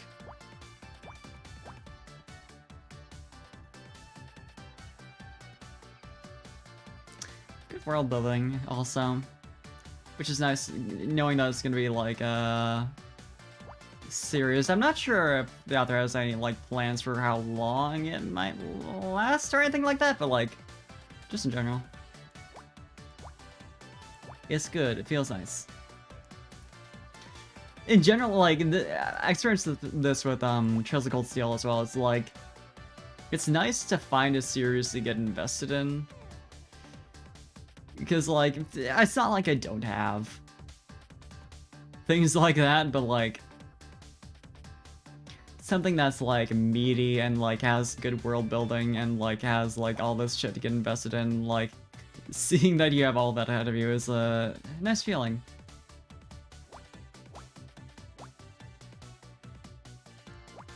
It's like, oh, I've got something I can just, like, obsess over for the next, couple of years, potentially.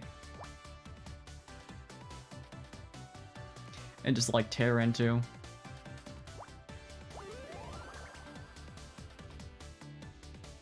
Because it's been a while since I've gotten into anything that's, like, substantial in that sense, lore-wise. It feels like, I mean, well, Final Fantasy XIV Online, the hit MMO, but, like, that's, like, a single thing, and it feels, like, people say a lot, like, oh, well, it's, like, practically insert amount of expansions currently out worth of RPGs, which isn't wrong, lengthwise, but, like, it feels like a different thing when it's actually is a series. I don't know, there's a distinction. Where it's like,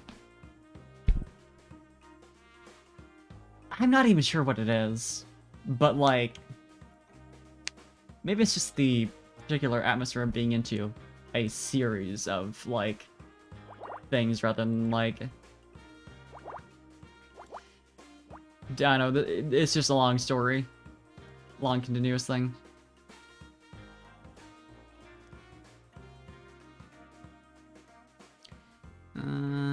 If I, in theory, put that in, okay, yeah, that'll fit in just fine. So, I don't know, yes.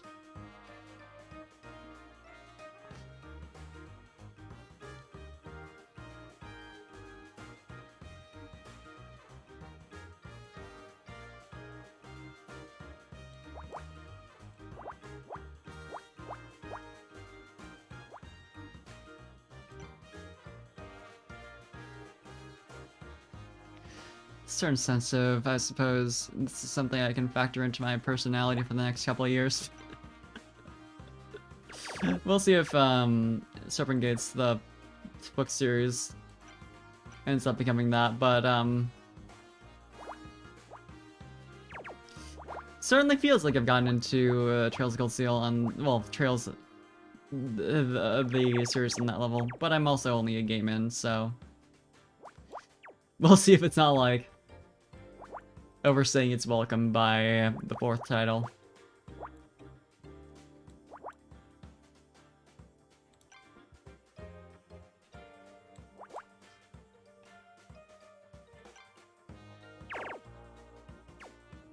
That's certainly possible, sadly.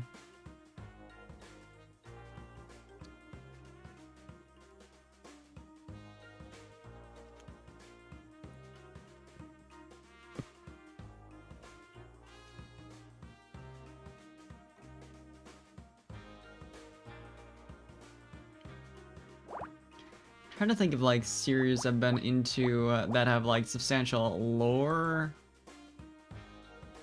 and honestly it's hard to come up with any, because I've been generally more so like lighter things like Pokemon Idol anime, shit like that, where like, I mean, Pokemon has some deep lore obviously, but it's like different. There's also the satisfaction of knowing that Serpent Gates is a series for adults. Nothing wrong with Sylveon's Pokemon and shit, and I love it a lot. But it's like also, it's like, I would like to have at least one interest that's distinctly like not something I just kept on from being a young baby child.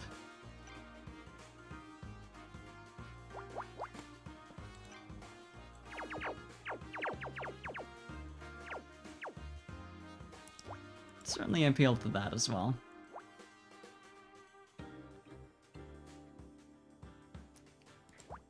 Don't have shit to prove in terms of being all grown up, but also, you know, certain like joys and media they can only get out of that beyond just like standard. This is an adult insert form of media, so there's swearing and death, you know.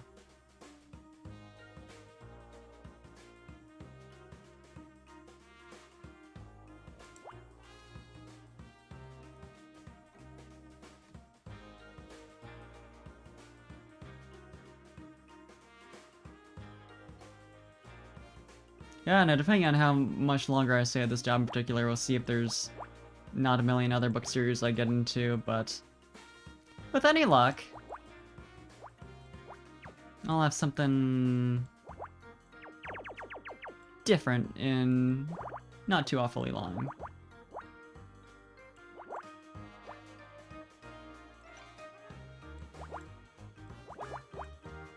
And it is rather perfect that, like, I ended up finishing Critical Role Campaign 2, and now, like, this one book that I heard about and wanted to get into, like, at about the time I feel like moving on from the job that gives me a lot of time to do this kind of thing.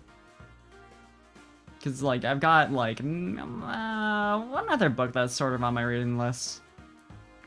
But, like, I tried getting into Critical Role Campaign 1 to eat up the rest of my time over there, but We'll see if the cartoon doesn't get me more interested, but the beginning of it didn't impress me.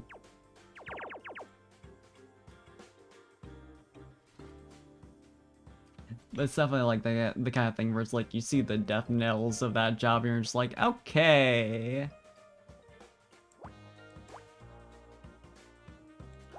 I was already feeling kind of bored of this, but that's a good sign to get out.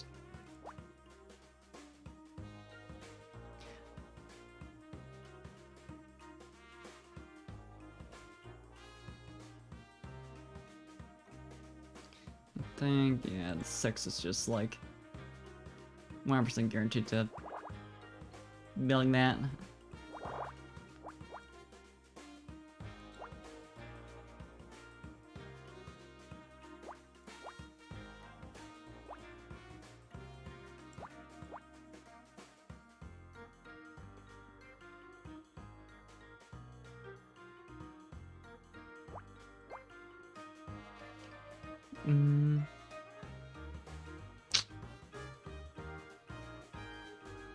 Well, I can at least mark off all these.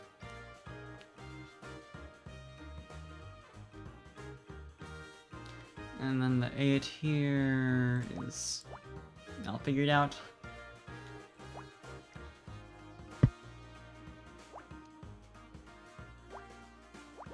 Okay, that's helping a lot. Getting those nice edge pieces.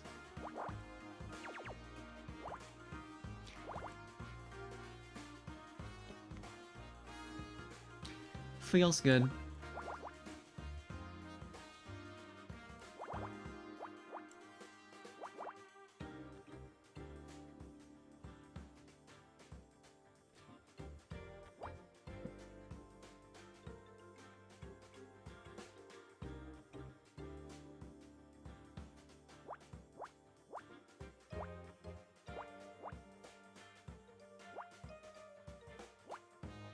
Would like to get, ideally, like, halfway-ish on this tonight.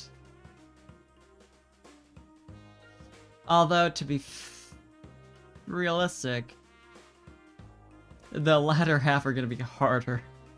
So, there is that to think about.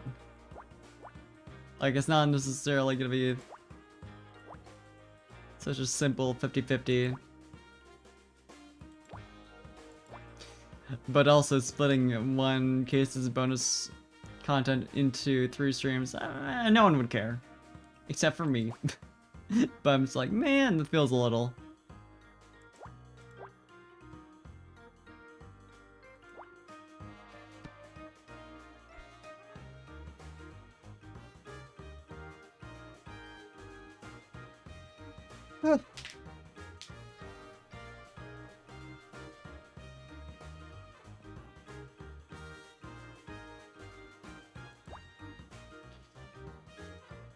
It is funny to think, going way back to what I was discussing earlier.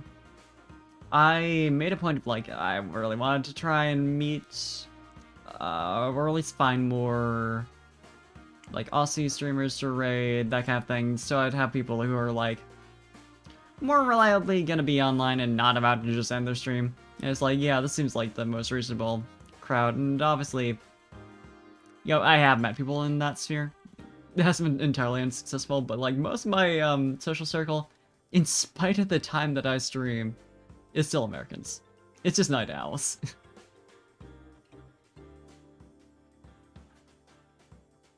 In spite of my best efforts. We're just drawn to each other, apparently. Doesn't help that there's a shit ton of us, but also... here's the proof.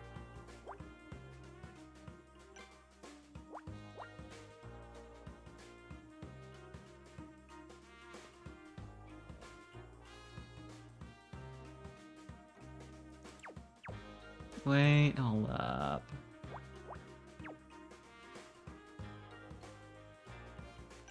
Yeah, I think it's only this one that's like guaranteed to be filled in.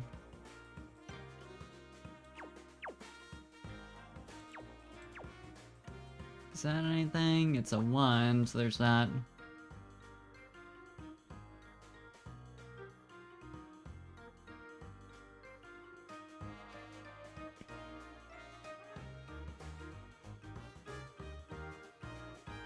And this is a 3 up here. I can block up all these.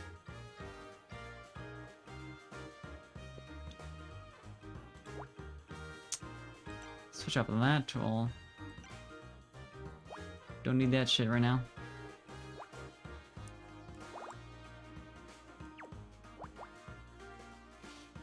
Yeah, there's like, I had mentioned earlier the concern that like, oh well, if I get like a job at a completely different time and suddenly move my streams to like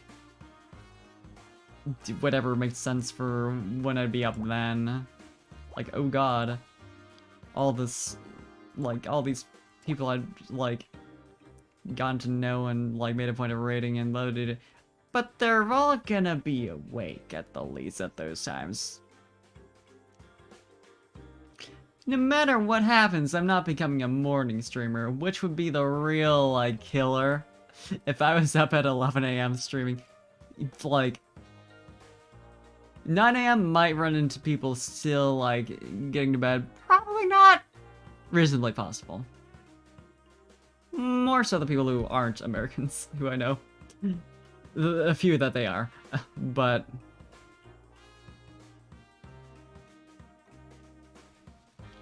Otherwise, yeah, that time and later, 9 to 2, I feel like for the people I know and the people who follow me is a dead zone. Which works fine for me. Because like, girl, I'm asleep then too. And if I end up being at work then instead, it is all the same.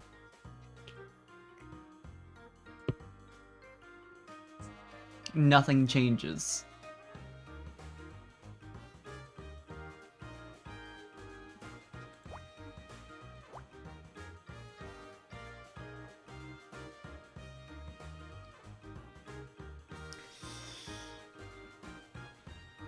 Yeah, it's like, we'll see how those cards shake out if I don't, like, try and, like, get a job that's different than the one I'm being offered right now, but on the other hand, it does seem to pay decently well, and it's partially remote, so I'm like, works out well for me, because I do want to spend more time at home with my cat.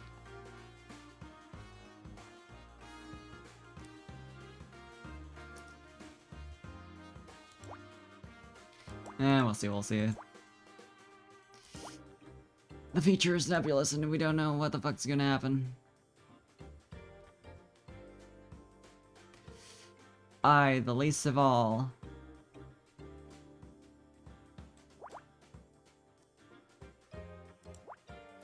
It's all gonna be a fun surprise.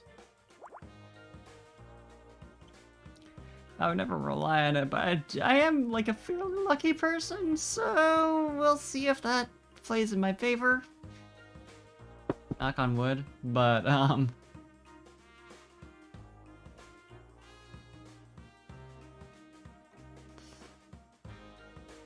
yeah, it'll be interesting.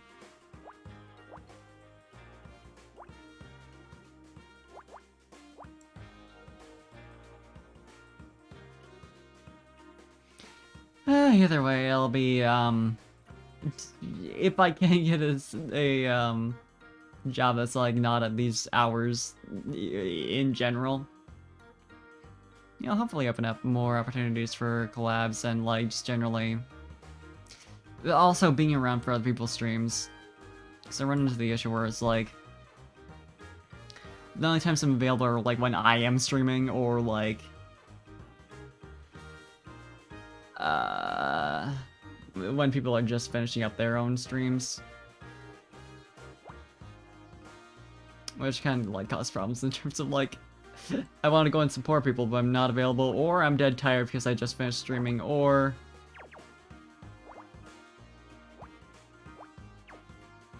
you know. Like, I do try to stick around a bit when I read people and chat for a little bit, make sure, you know, if they have anything particular to talk to me about after raiding, because sometimes people like make sure to ask about, well, usually people make sure to ask about, like, hey, stream go well and shit like that, which is always nice.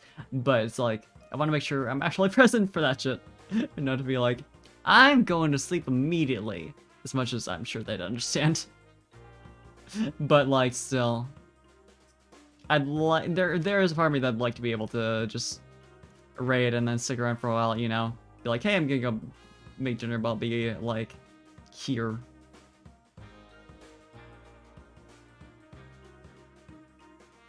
Maybe just working on shit for the foreseeable future. We'll see if I don't just end up streaming until I go to sleep anyway. It's just adjusting to my new schedule. Should this all come to pass, though. Because that's a very real possibility.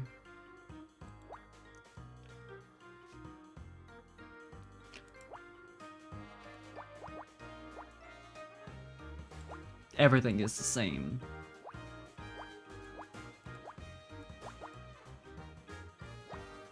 What is life but a constant cycle?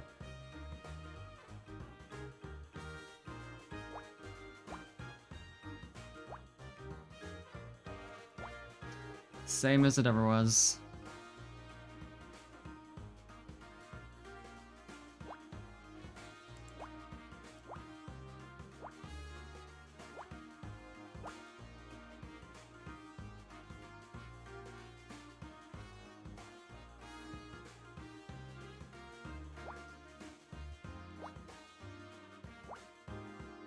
Thank you for the hydrate, Kazik. Good to see you. And the stretch. Ugh.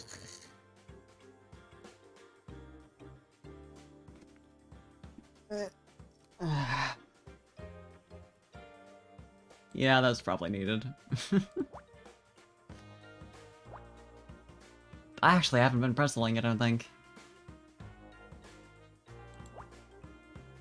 Which is impressive for me. Oh, what the hell? Weird. Okay, yeah, like, at least clearly it's, like, not, like, my shit fucking up. Actually, it might be, because... Oh, yeah, wait, hold on! I didn't get noticed for the, gift subs. I just switched things over to stream elements, and I was like, I don't have to worry about this as much, because it's, you know, they just keep shit always online. And it's no longer my job. And I made sure to put it in all of my scenes. Did I forget?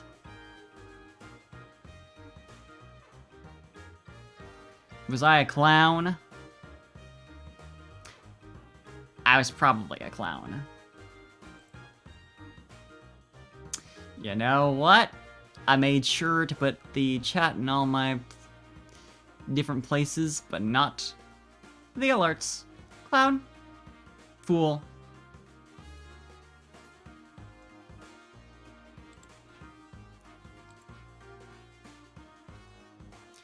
Sorry to be like this. The scuff is just the way. Let's get that in there. That's probably good thing to do. Just do it live.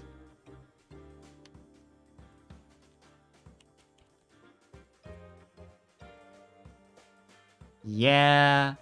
It's like I had realized at work, like, oh shit, I still have all my old, like, I say old, mixed it up alerts, set up, and I don't want them to double up.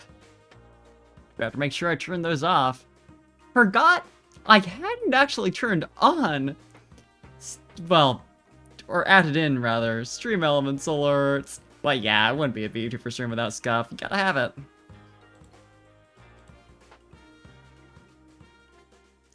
Yeah, I'm gonna quickly, like while I'm thinking about it, put that shit in. Yeah, thank you for calling out. I don't know how I didn't realize earlier when the gift subs happened that, like, I didn't have that shit in there. I didn't hear anything.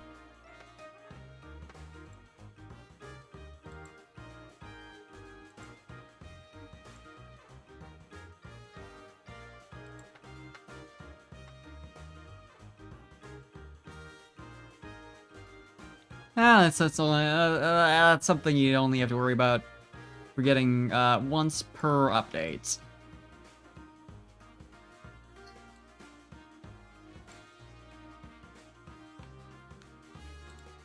You know, hopefully.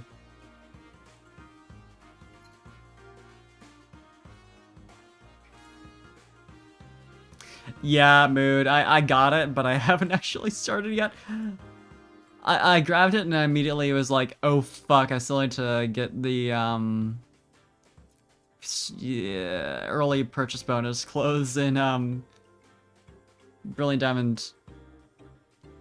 Since I had been under the impression that you had to wait until like I had misread something. They had to wait until you got to the town where you can actually like, change your clothes because that makes sense, you know? No. Fool, clown. You just gotta get the mystery gift unlocked, which is also a thing I forgot was like convoluted. And somehow the one place I did not go in Jubilife City was the TV station. I suppose because it's blocked off when you first come across it, but still. It's... The thing is, you would expect that it'd be in Hearthome, where you do Pokemon contests, and in general seems like the place for fashion. Of course it's not. It's in Veilstone. Not only culturally seems... I mean, like, it's still like a city, so it works, obviously. Like, it's not like that inappropriate. I would imagine it's in the department store. I haven't actually got there, because I haven't been playing it a lot, despite how long it's been. Oops. But, it's like you would think, not only because it feels like the right city for it, also, it's earlier in the game, and you'd think they'd want to give you that earlier. No. Apparently not. Okay, it's in all the scenes that matter. Oh wait, art. I literally did just say that I wanted to do that at some point reasonably soon. Oh, yeah. I do unfortunately remember. Pain, agony.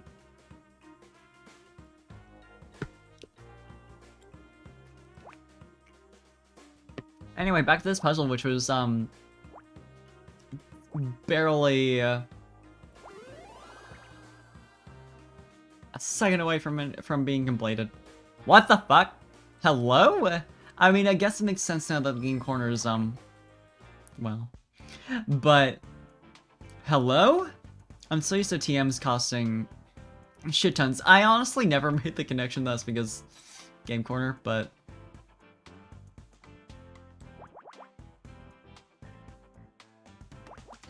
Or like saying, like, in terms of you would have to spend that much to get it through the game corner. I admit, I was,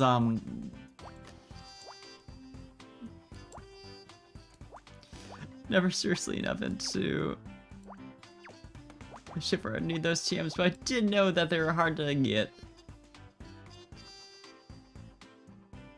But regardless, it's only 3K? What the fuck?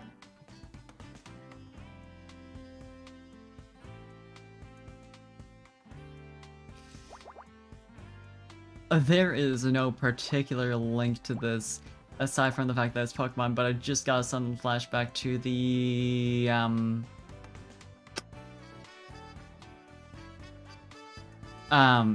XD, the little battle disc battles where it's the little trial battles you can go through, and god, it just makes me want to go through those games on stream more. Huh. But yeah, also that. God, remember when you had to get fucking heart scales? For everything?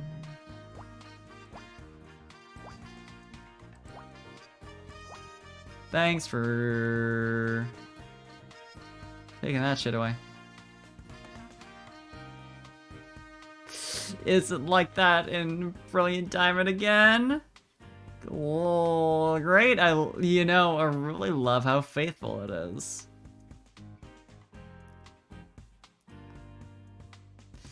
Gotta respect it. I guess. It's dedication, at least. It reminds me of unlocking, mystery gift, like I said earlier, because, like, I had forgotten it doesn't just unlock once you get to a certain point, like any rational developer would do for the menu item you need in order to participate in time-limited Wi-Fi events that in a game that is directed to children. No.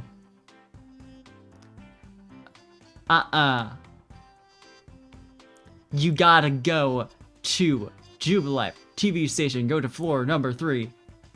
There is no other reason you would go up to that floor, I'm pretty sure.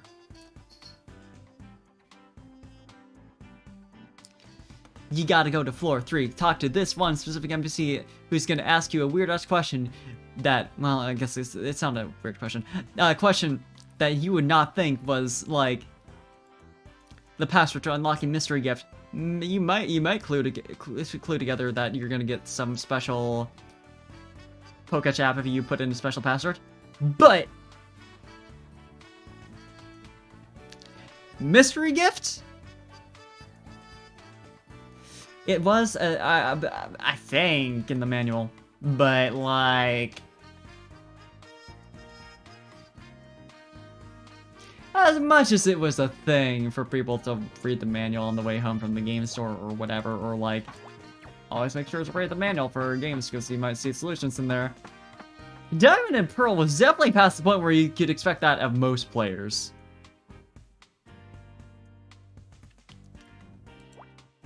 Like, it was definitely in that spot where, like, game manuals were still, like, liable to contain useful information, actually, and be worthwhile, and also be well-designed and yada yada actually included. But people were definitely away from the point of being like, you have to read it.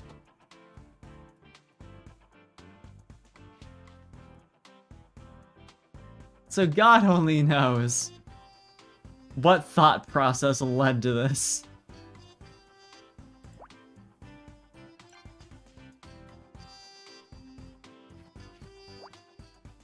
Here for 6, 7, 9.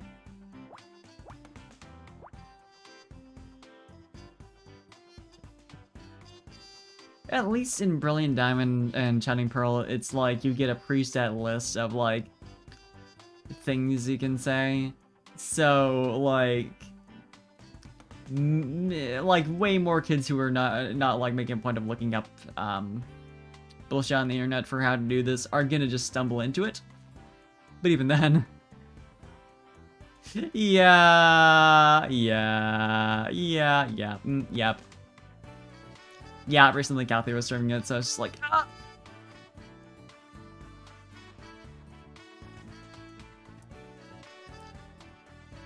I have to have it. Ooh.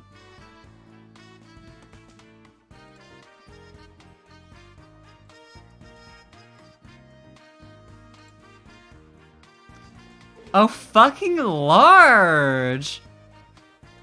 Oh, look at her! Cute.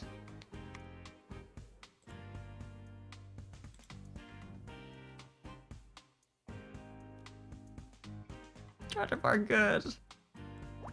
Just seeing how cute the Pokemon are in that goddamn game, seeing Kathy on stream with her Luxray taking a little nap. It's just like, oh! And I don't already have this shit on pre-order? Because at the time she was playing it through normal means.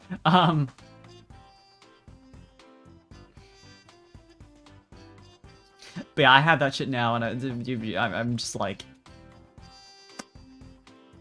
I'm probably gonna play it this weekend. Sadly, I still need to get my shit set up where I'm on a wired connection, and I have a slot open to install like an actual decent capture card that's hopefully less flaky than my current one, but at the very least for me, playing it for my own self.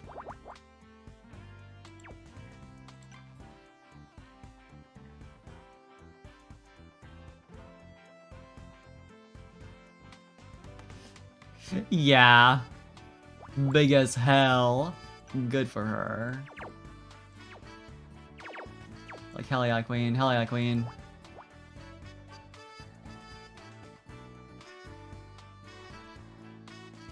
Can we talk about fucking Omega Ruby, Alpha Sapphire, and how they made Wally's Gardevoir into a Gallade? Despite the meaning behind... Thinking about Gardevoir always makes me think of that, and I'm so... Like, as someone whose first games were the Hoenn games and is attached, and also to Wally's a good kid. Like him. Yeah. Inordinately upset about that shit. I mean, it's like, it's not that dominating on my mind, but it's still like, man, it was so cute seeing all, like, the Pokedex entries with Gardevoir and being like, oh, that's why. But then they changed it to Gallade because Gallade's cool or whatever, but like, and like, Gallade's fine, it's great, but come on. Just because you can? But yeah, same. Although I think I mentioned that. Sapphire being my first.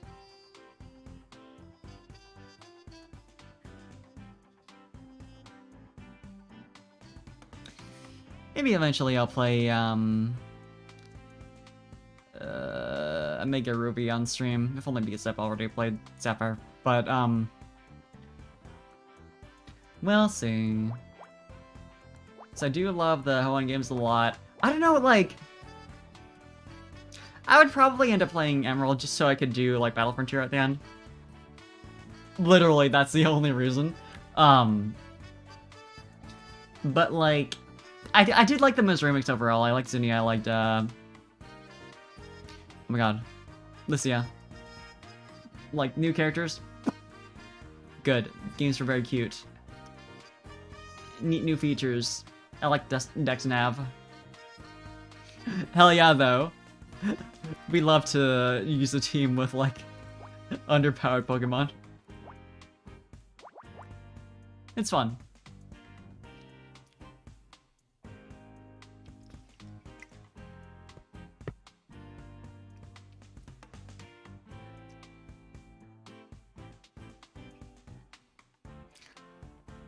But yeah, like,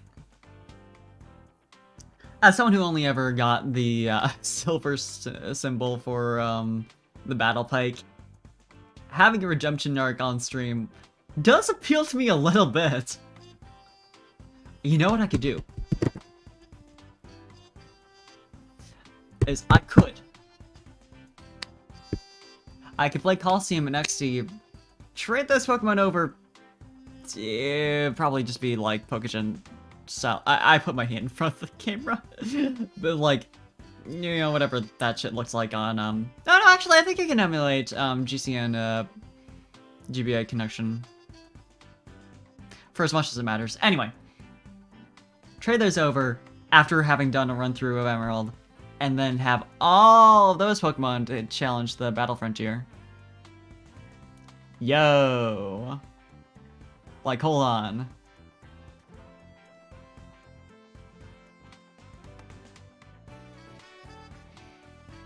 I think that'd be fun. Although it'd take a long-ass time. 'Cause that's, 3 whole games to play through. Not awfully long games, mind you, but... Please do show me your weak-ass Meryl.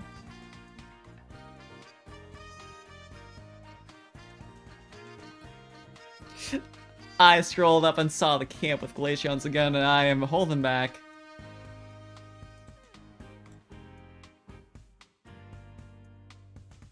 I can't.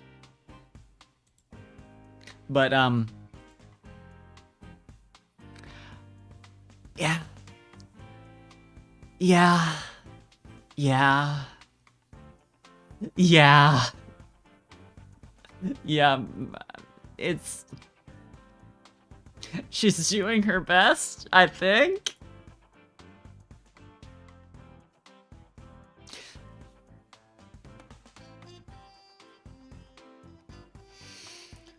Oof.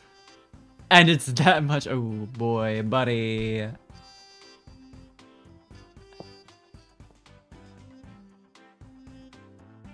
Gotta have Gardevoir though.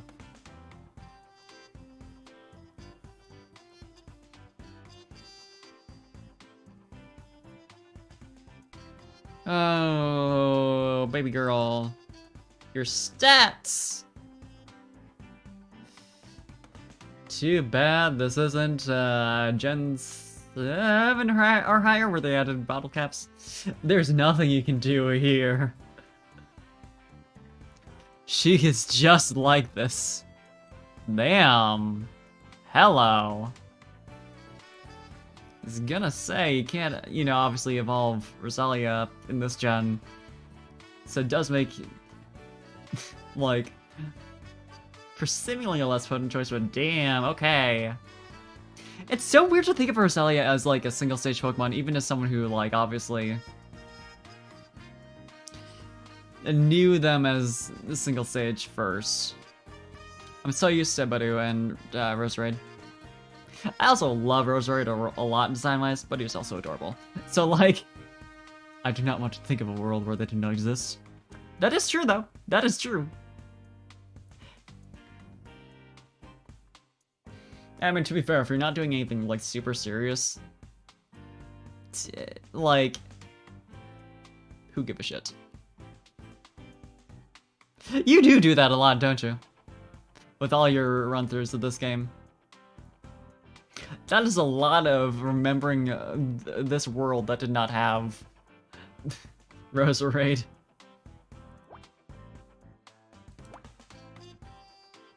Poor soul. I think I can just do this.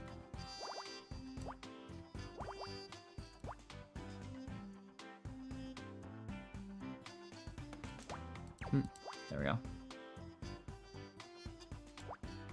But yeah, like... God, now I'm really split on, like... Oh, doing... Okay, in terms of EV training rather than... I thought you were saying, in, like... living in the world where there is no Roserade and Budew. Both are true, I guess. But, that actually... Yeah, that's a good idea, honestly. Multitasking, baby. What was I gonna say? I am very split on what I want to do a Nuzlocke of now. Because on one hand, I want to go back to Gen 5. It's so fucking good. Oh my god, it feels so good to play. Best gen. Popular opinion, I know. But it's so good. It looks amazing, it feels amazing. I'd love to go back. But it would be fun to do all the, like, you know, play through Coliseum XD Emerald and then do Battle Frontier. And there is an extra level of satisfaction of, like, making it through Emerald on a Nuzlocke and then doing that. So true. Man, imagine me doing Randomizer as, like, the first Nuzlocke I really tried to actually finish. Insanity.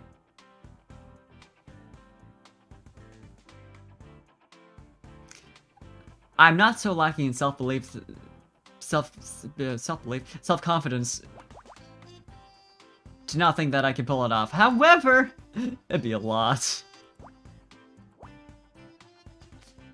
It would certainly be a trial.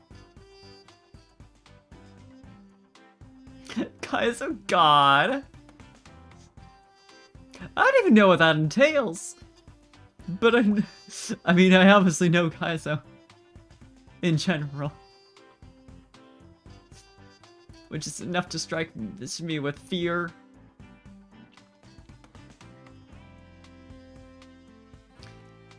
No slack, but you also do Battle Frontier. With those rules.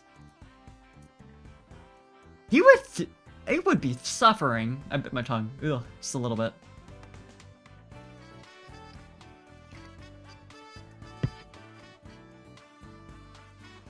That would be hell.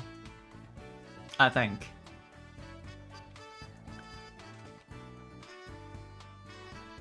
That genuinely, like, doing Battle Frontier as the end to a Nuzlocke, that sounds like outright unfun on the level of, like, you would have to win first try at all these facilities, including, what was it called? Battle Palace. That would suck! Hey, Lynn with the raid! Let's go, let's go, let's go, let's go, let's go. Welcome! And thank you, Liz, for the sub! Hell yeah! But also, randomized Soul Link? I would die!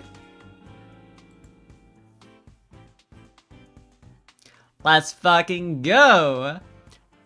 Yeah, you're... How does it feel actually being able to raid, Lynn? Been a hot minute for you. I mean, I don't know, maybe you... I'm sure you did that after the end of the subathon, but also...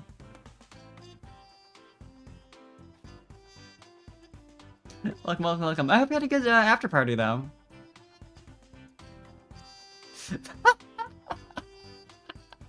Yeah, it really sets it in that the stream is over. Doesn't it? I'm glad to be the one, though. But hey, I know how you feel. But force yourself to rest, please. It's for your own good. I commend you. But take care of yourself. Going to sleep. Have fun, you too. Good night, and thanks for stopping by. And also thank you for the wow wow wow.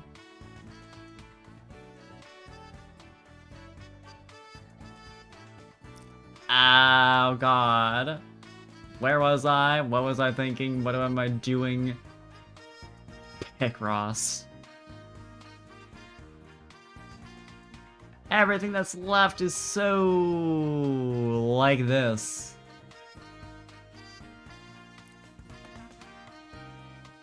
Infinite agony. Oh, the 2 and 6, I feel like maybe...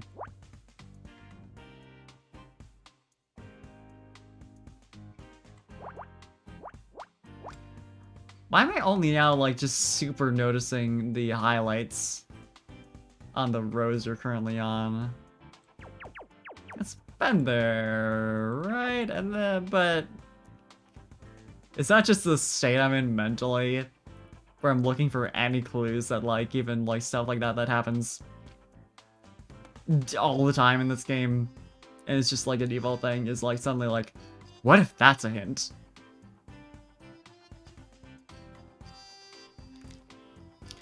The hints could be anywhere. But please show.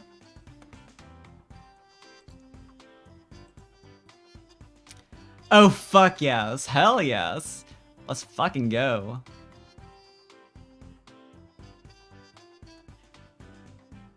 I mean, considering this is a picture of a speedometer, I suppose let's fucking go really does fit.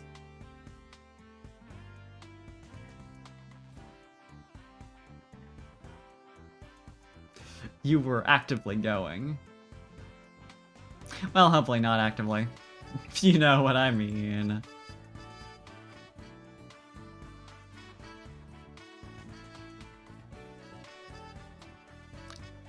The infinite agony of not knowing what to do.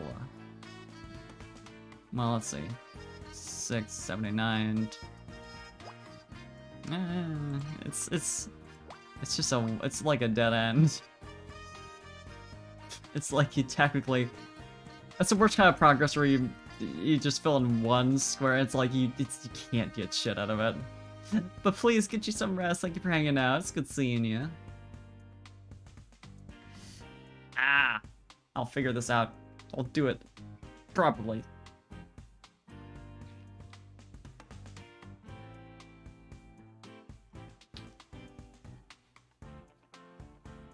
And thank you for the hydrant stretch.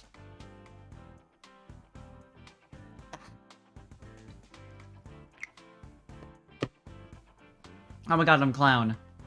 This row. Good gracious. Well, that's something.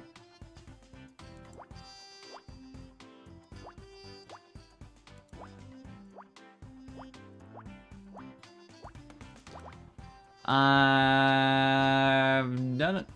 This'll be it. This'll be the secret. I have found the solution to everything in my life. Oh god.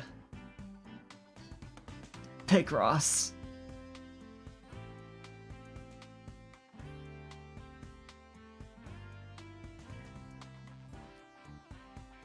All my worries melting away. That's not true. I'm full of those.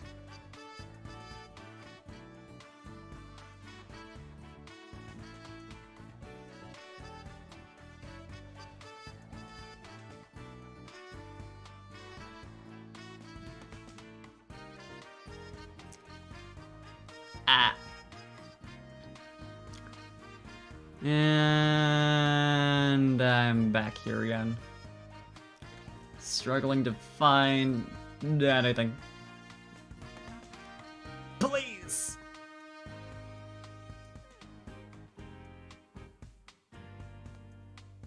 I've crossed out a lot here. So, in theory, there's probably something here that, like, should have revealed itself. But... well, this is a 1 right here, so I can at least eliminate all of these. Which is not insubstantial. Yep. That helps.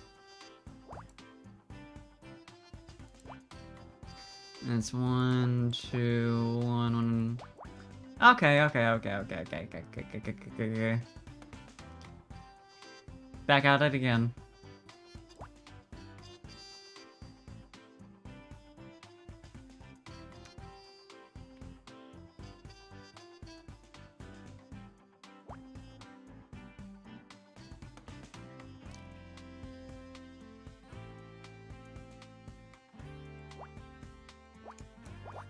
Getting there slowly.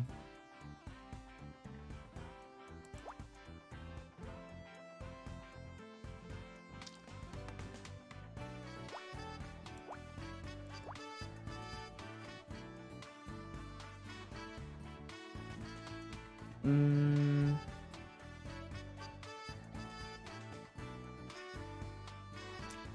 2 and 6, now that I've crossed out the little top section. Yeah, okay, I can at least do this.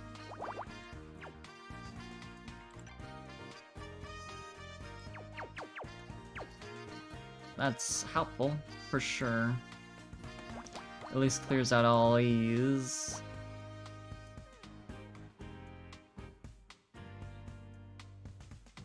Which,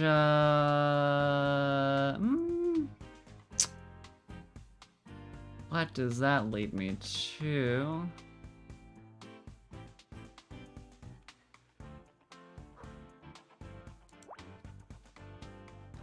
At the very least, I know this is the 1, that's the 2 right there. I can cross that out. As well as that, and that's for sure filled in right over there. There's the 1, there's 2. Okay. It's falling into place. Getting the nice dominoes.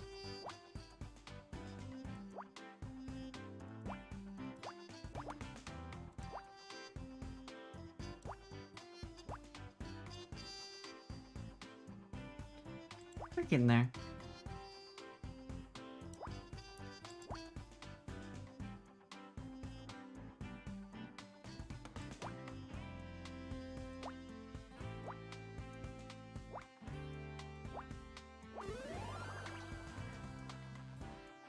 A file cabinet. Well, a desk drawer. You know what? You think you're so clever, you think you know everything. Think you got one up on me. Calling it a desk drawer. Like a, I guess. I guess it's also true.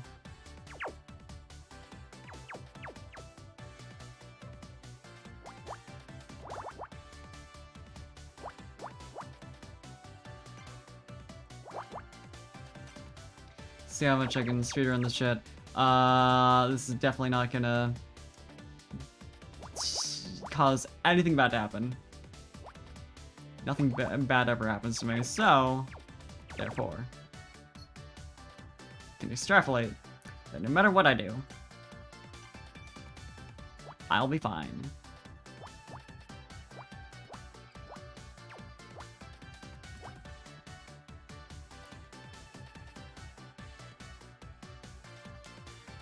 You can tell I'm very good at speedrunning, but just how fast I'm going right now.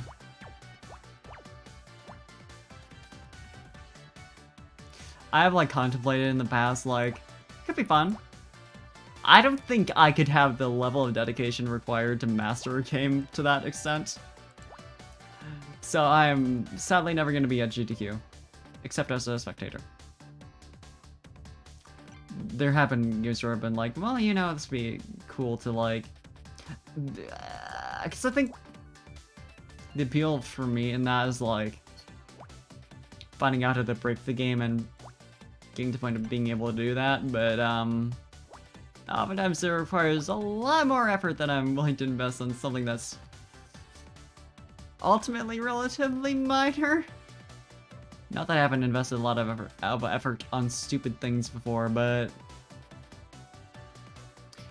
I was speedrun stupid, but like, in my case, as someone who would not actually, you know, actually go into that and would just be doing it to do it. Well, that's still gonna be fun though.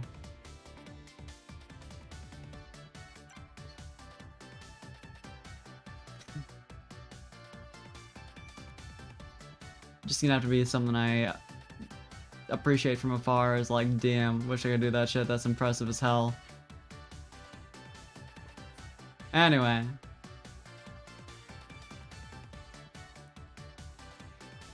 Sadly, we cannot do it all. Now... One, two... Yeah, like that kind of anything right there.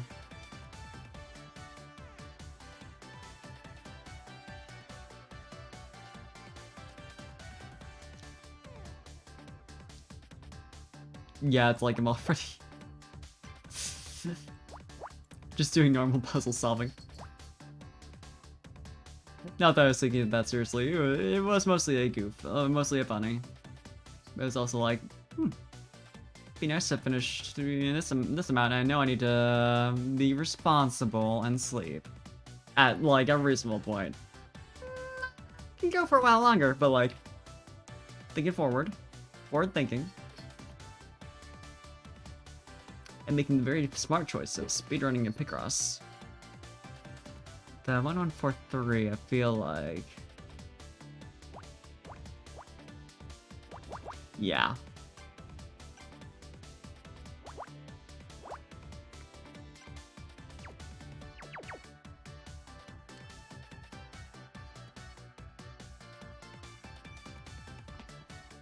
Okay, but both of those, the rows are like a lot of real small numbers. Not a lot of. The problem is there's not a lot built in general.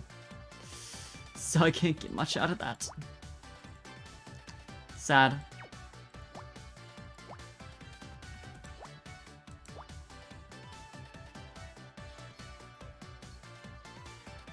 But I mean, honestly, not going that bad overall.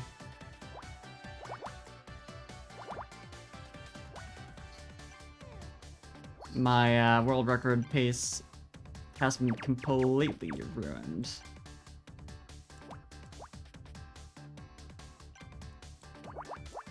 Gonna get that shit for sure.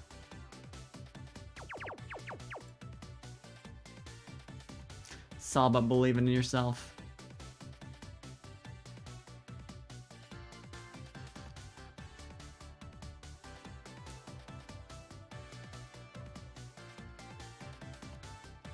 I feel like the 4 obviously has to be on the left side of these. So regardless, that's filled in.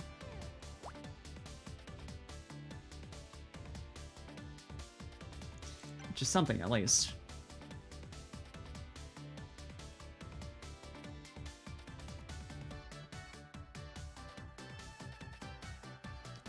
The 7 here, 7.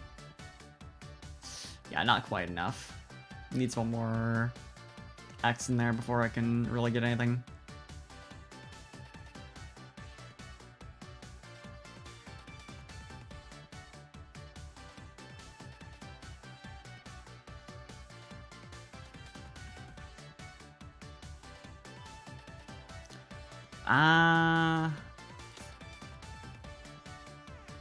Then what can I actually work out? Feeling like a lot of nothing, but... Well, I obviously know this is one of the, either the 3 or the 2 over here, so I can at least fill in like that. And... got the 2 right there, so I can do all that.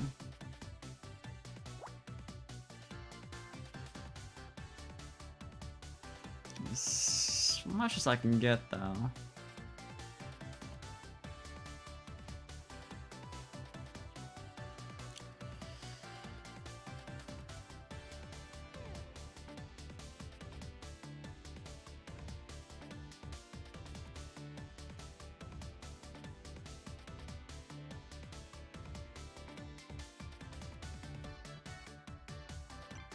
No way, the 1, 3, 2, 3 feels like it doesn't take up enough space to...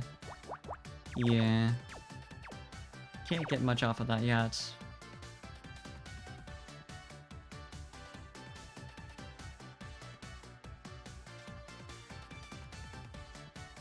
And the 1, 3, 1, 3. Yeah, it's not quite built enough to really gouge anything off of.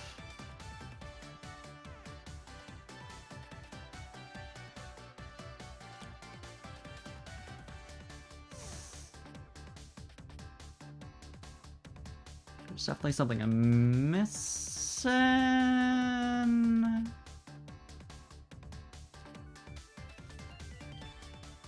Just can't work out what.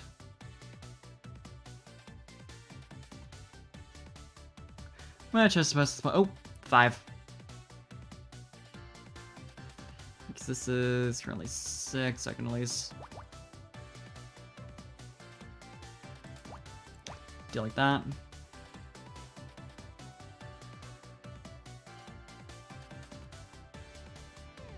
Block out that since that's it's all 2s at the end there.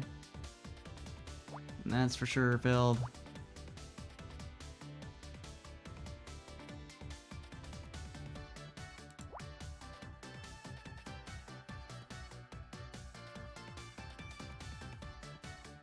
Okay. We're getting something. Making some progress.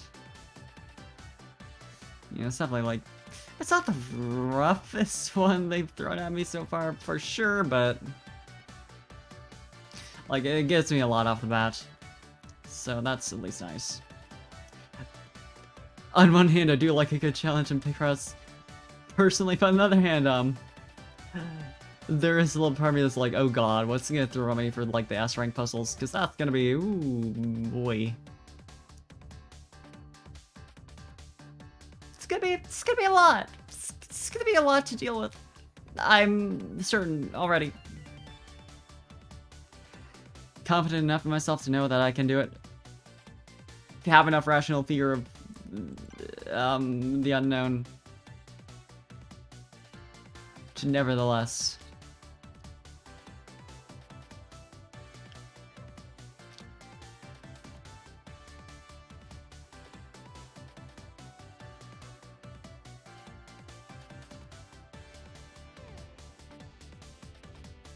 okay. Regardless of what I just said, I might need to sleep reasonably soon. But by God, if I'm not gonna finish at the very least this puzzle, possibly one other after this. But I do have to be realistic and realize that, like, the actual cases had me solving not very frequent. Well, I guess it gave me like batches at a time of like 3 or 4. And I got through maybe 2 or 3 of those per stream. Even while going on for like pretty long, so like there's that part of me that's like, oh well, you know, like I want to do like a full chapter worth of these per stream. But on the other hand, self-care, you know? Look at me justifying my dividing up content for stream purposes on here, but like, you know, I was so confident that like it makes perfect sense to do it like this, you know, just like since this is just the bonus content, get through all that as without spending like an extreme amount of time on it, right? But like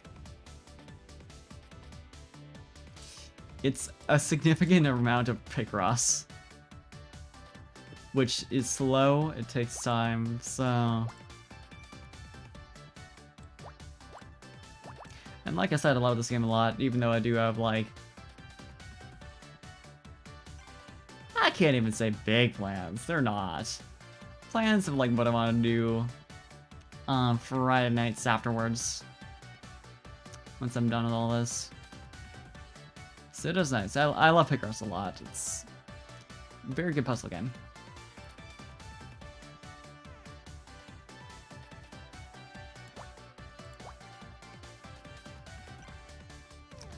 Literally, probably my favorite. I don't know, it's just nice. You like itches the Sudoku scratch, which I've always enjoyed a lot, while also being like having a satisfying end result.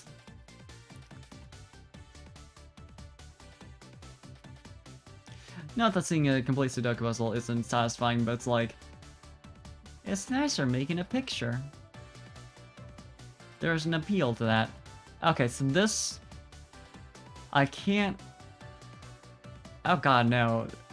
What's horrifying is I really could do like 4 space 2 space 1 all to the left of this. Fits real tight, but it does work, so I can't just be like, oh well, I know this is possibly part of the 2, possibly part of the 1. Fill that in right there. And feel oh so clever.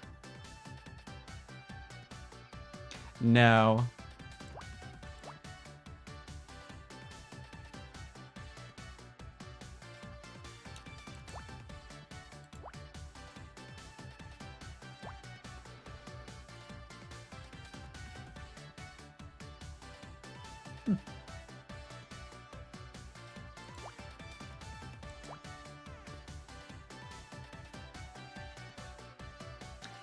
So the 1 through 2, yeah. This one is like mostly solved.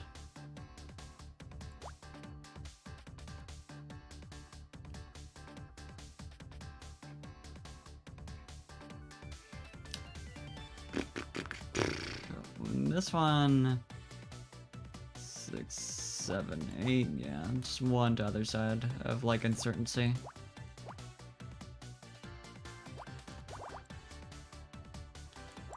Yeah.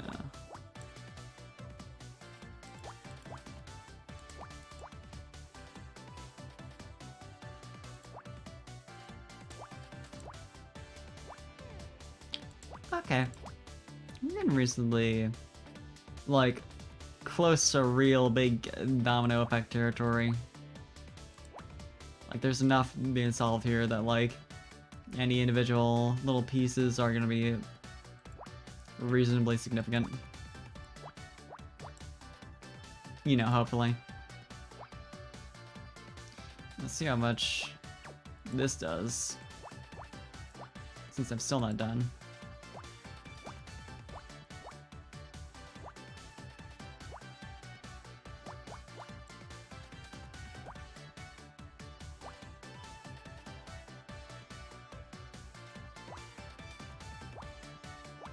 Finally figured out, like, where the last block on these two were.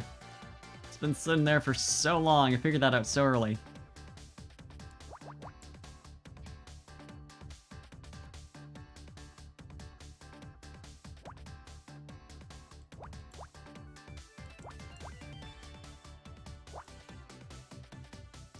And this has... Okay, 6, 7, 9, yeah, okay.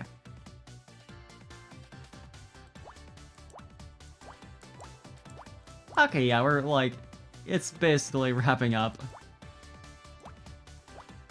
Just all this is, like, very quickly finishing up rows and columns and unveiling the last couple bits of the puzzle. Still don't know what we're looking at, though. Looks like a claw. Like on a crane game. Obviously not it, but it's what it reminds me of.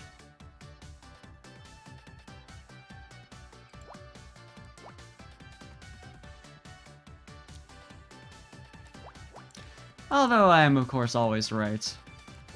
Being ever so clever.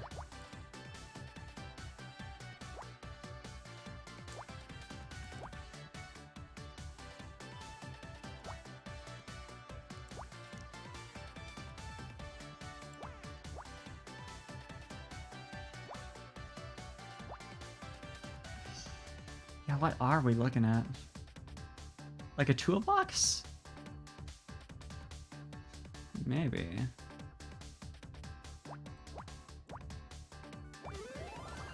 Nah. Mouse. Okay. Fair enough. Yeah, I think I'll finish up the D puzzles. And give me some food and some rest. It's like I want so bad to be like finish with like half of them and then like, cause it'd be so neat and orderly to do so. Split this last one into 2 streams. But sometimes it's more important to be realistic. It's such a thing to dwell on. Such a minor little detail that only I care about again. But that's, I feel like that's a lot of streaming too, is like you get hung up on minor things of like, oh god, this like, you know, this redeem doesn't look quite right, my schedule, you know, like I want to do this, this, and this, and it has to be like, has to make sense, has to do this. And you have to kind of like step back and realize it's like, no, only I really care about this. And sometimes that's a good enough reason, but sometimes that means you just have to like step back, give a bit less of a shit to give yourself some freedom, take care of yourself, all that good stuff. Getting philosophical about my desire to divide the last bits of Picross, last bits of Murder by Numbers into a nice set of streams where I go the whole night and then not the whole night, but like my usual stream length, and then done cleanly. Although knowing the way these puzzles are going, if I do like 2 rows worth next stream and then like the last one after, that's probably gonna work out to be about right.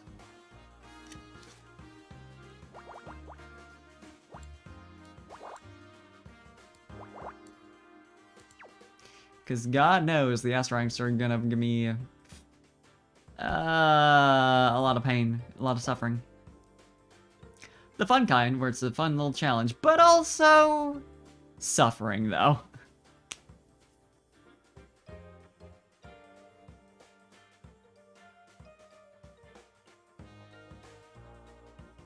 Nevertheless suffering.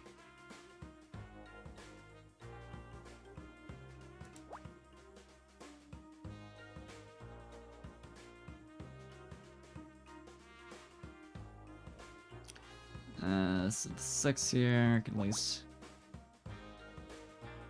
do that. Oh hey, that already gets these 2 rows cleared out.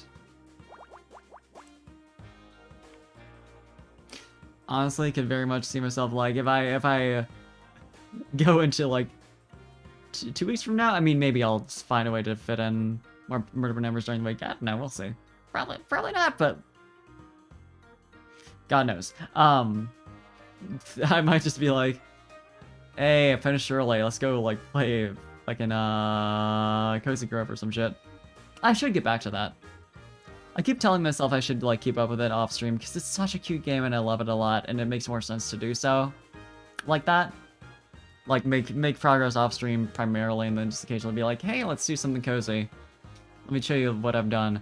But I get so focused on like, honestly, mostly just the stuff I've been streaming. I haven't been doing much else.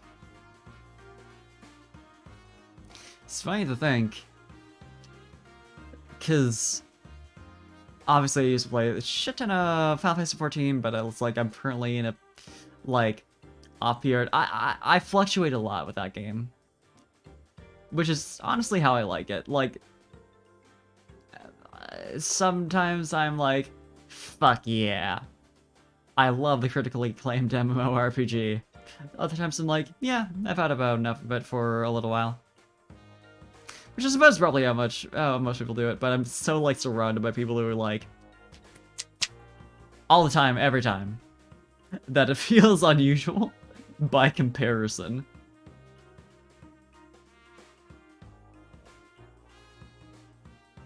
But yeah, like, I honestly haven't been playing a lot of games on my own.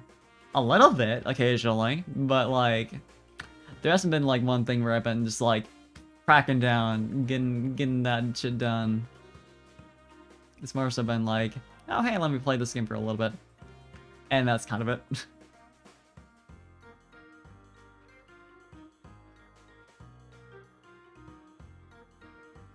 I suppose I've been getting into Project Sekai recently.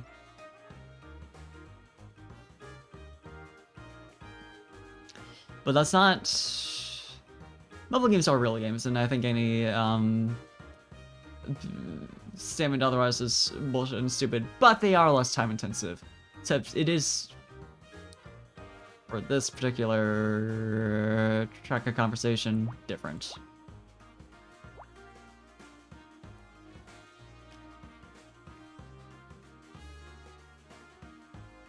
You know, these intents and purposes.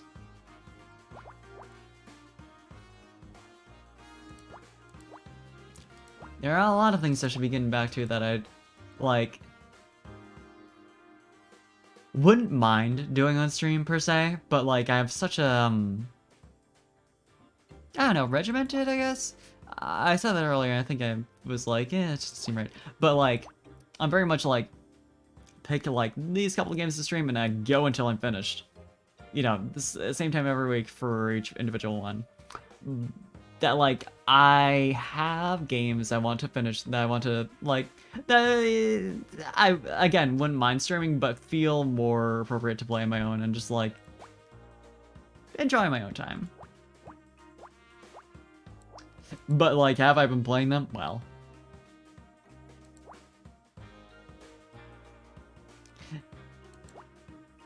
It's funny, because, like, I have mentioned in the past that streaming is very good for getting me to actually go through my backlog, and it is. I had heard about Trails of Cold Steel. I don't know how long ago at this point. Probably not super long. It was like, well, maybe like over a year ago, for sure. It just isn't that long, but like, it's probably more like 2 years. Oof. I hadn't done it. I hadn't bit the bullet until I started streaming as like, hey, I'd like to play a JRPG. Oh yeah, I remember like I had heard good things about this, and now I love it a lot.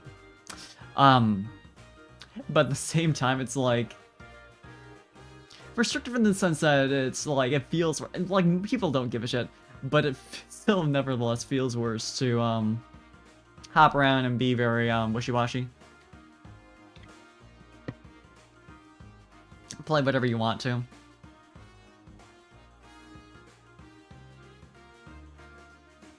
So it's also like, I guess it's like, it's good for cracking down on your backlog and getting through games, but it's bad for like, hey, this new game came out and I want to just like binge it. If you're, like, it depends on how you structure your streams and schedules and shit like that, I guess. Like I said, I'm very regimented with it, and it's like, if I start something, I feel compelled to finish it, unless I'm just like hating it. But here we are. Of course, a lot of people are more loosey-goosey with it, which is like, hell yeah. Do it whatever the hell works for you. Personally, I like, as long as I'm enjoying the game and I do want to finish it, it would feel weird to just be like, I'm gonna go play this other completely different thing. No, I need to finish the thing I've set out to do.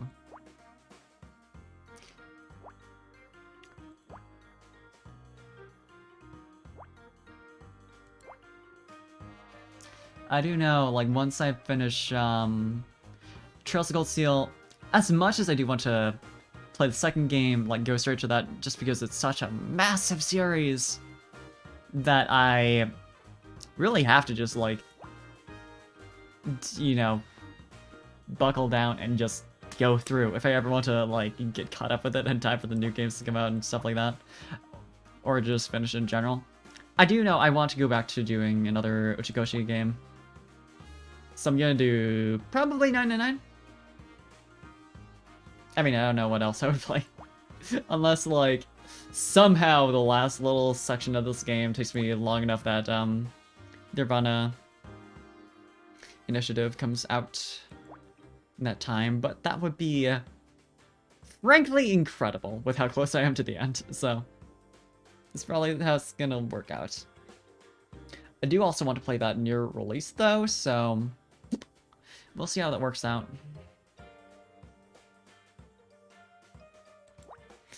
There's also, Rune Factory. Hey! Hi, Roz! Hell yeah, it's a Saturday parfait! Still feels like Friday for me, though. Even though I started streaming on Saturday, but you know how it is. Just past midnight. Haven't slept yet. That kind of thing. But hope you're having a good day. And it's just talking about my, like, future... near future streaming plans. I, like, obviously want to play through 999 as soon as I'm done with, Trails of Cold Steel. And I'm not sure, like, because I do want to play Trails 2 a ton. For sure. But it's a long-ass game, and I do want to play through the whole, non-Ori games. I think I can fit that into another slot as well, depending, but... we'll see! Just woke up. Yeah, with your time zone, that, yeah, tracks. Hope you're having a good morning, then. Good to see you. Thanks for checking in on me so early in the morning for you.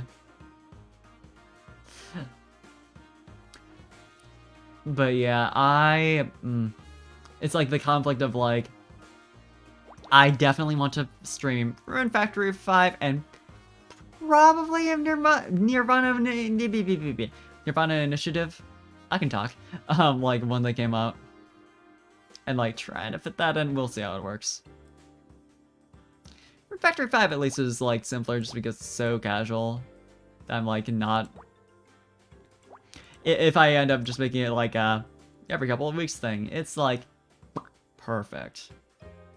That's totally fine. Nirvana though, that's something I just want to just like nose to the grindstone finish.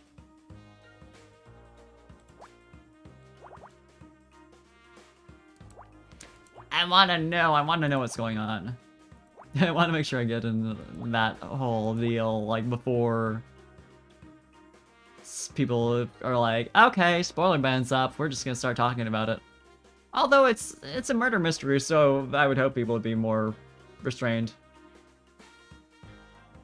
I don't think I follow anyone who would be openly posting spoilers on, you know, Twitter.net, but, you know. Not a huge part of my motivation, but that is like something I think about, and I'm like, well, if I'm gonna play it, I should probably make sure I do it, like, as soon as I can get that in and out of the way. Also, but like, part of it too is like, it's nice to be able to join in on discussions while the topic's still hot. Especially for games like that with like big mysteries behind them. It's gonna be like, holy fuck.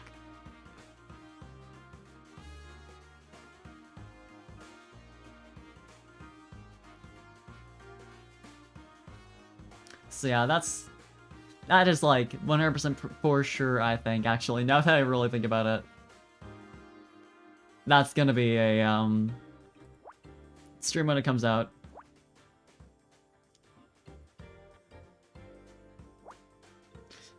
I know it's just wishy-washy about it just now, but thinking about it, yeah, no. I gotta know. It looks interesting. And I care too much about Mizuki to not at this point. That's maybe.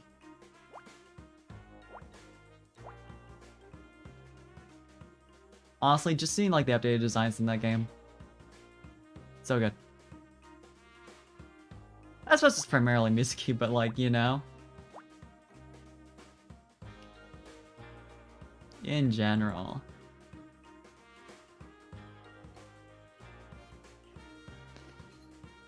It's cool to see that kind of evolution.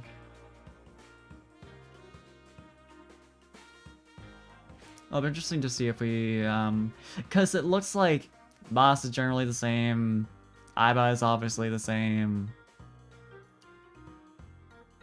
Date seems to be the same.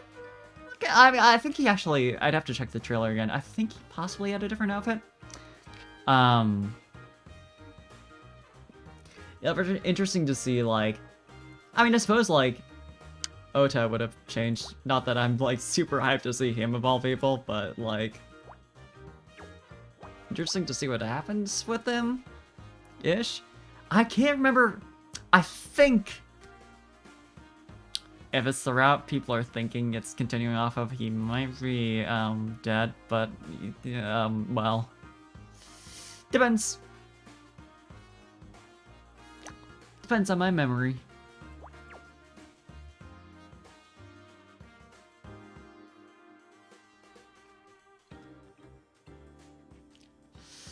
It does seem like there was someone who was in the restaurant, his family's restaurant, that I'm blanking on the name of. So possibly story related to him, whether or not he's still alive.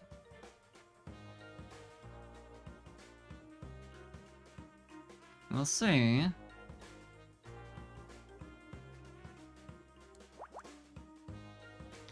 Well, I suppose that part is like very like yes or no. Beyond the point of like which route is this following from. Again, I just don't remember personally. Genius over here. I sense a problem. Why was I putting the 2 1s before the 2? Yeah, it's gotta be like this, because it wouldn't make sense for it to be like 1, and then...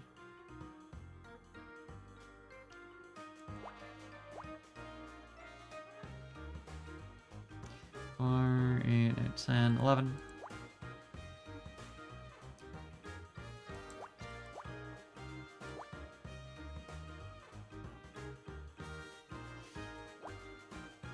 But yeah, I liked Somnium Files a lot, so...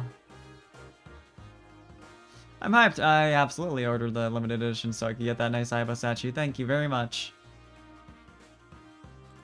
I don't own any Pop-Up Parade, but they look very nice. So, cautiously optimistic.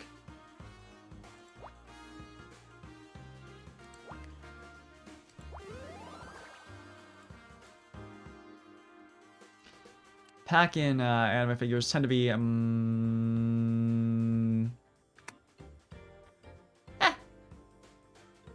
but for the price, you know, for what you're getting. But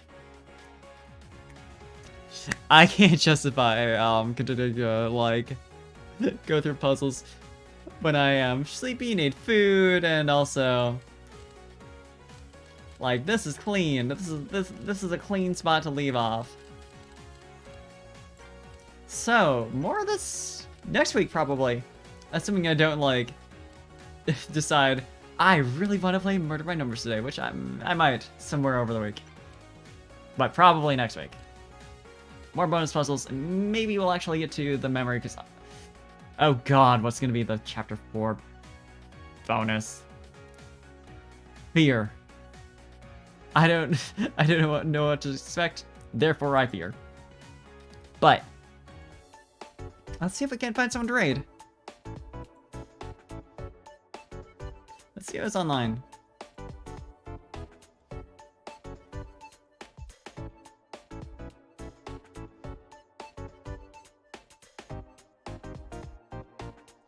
Hell yeah. I'm glad to be there for... to provide a chill way to wake up. Who is online? I'm, like, not used to not having, Lynn online to raid. That's been such an expectation. I am going to urge her to rest and relax, whether she wants to or not. But Kyvies is playing Monster Hunter World, so let's do that. Let's go over there. I will. Oh my god, been live for 9 hours. Let me make sure she's still gonna be live for the foreseeable future.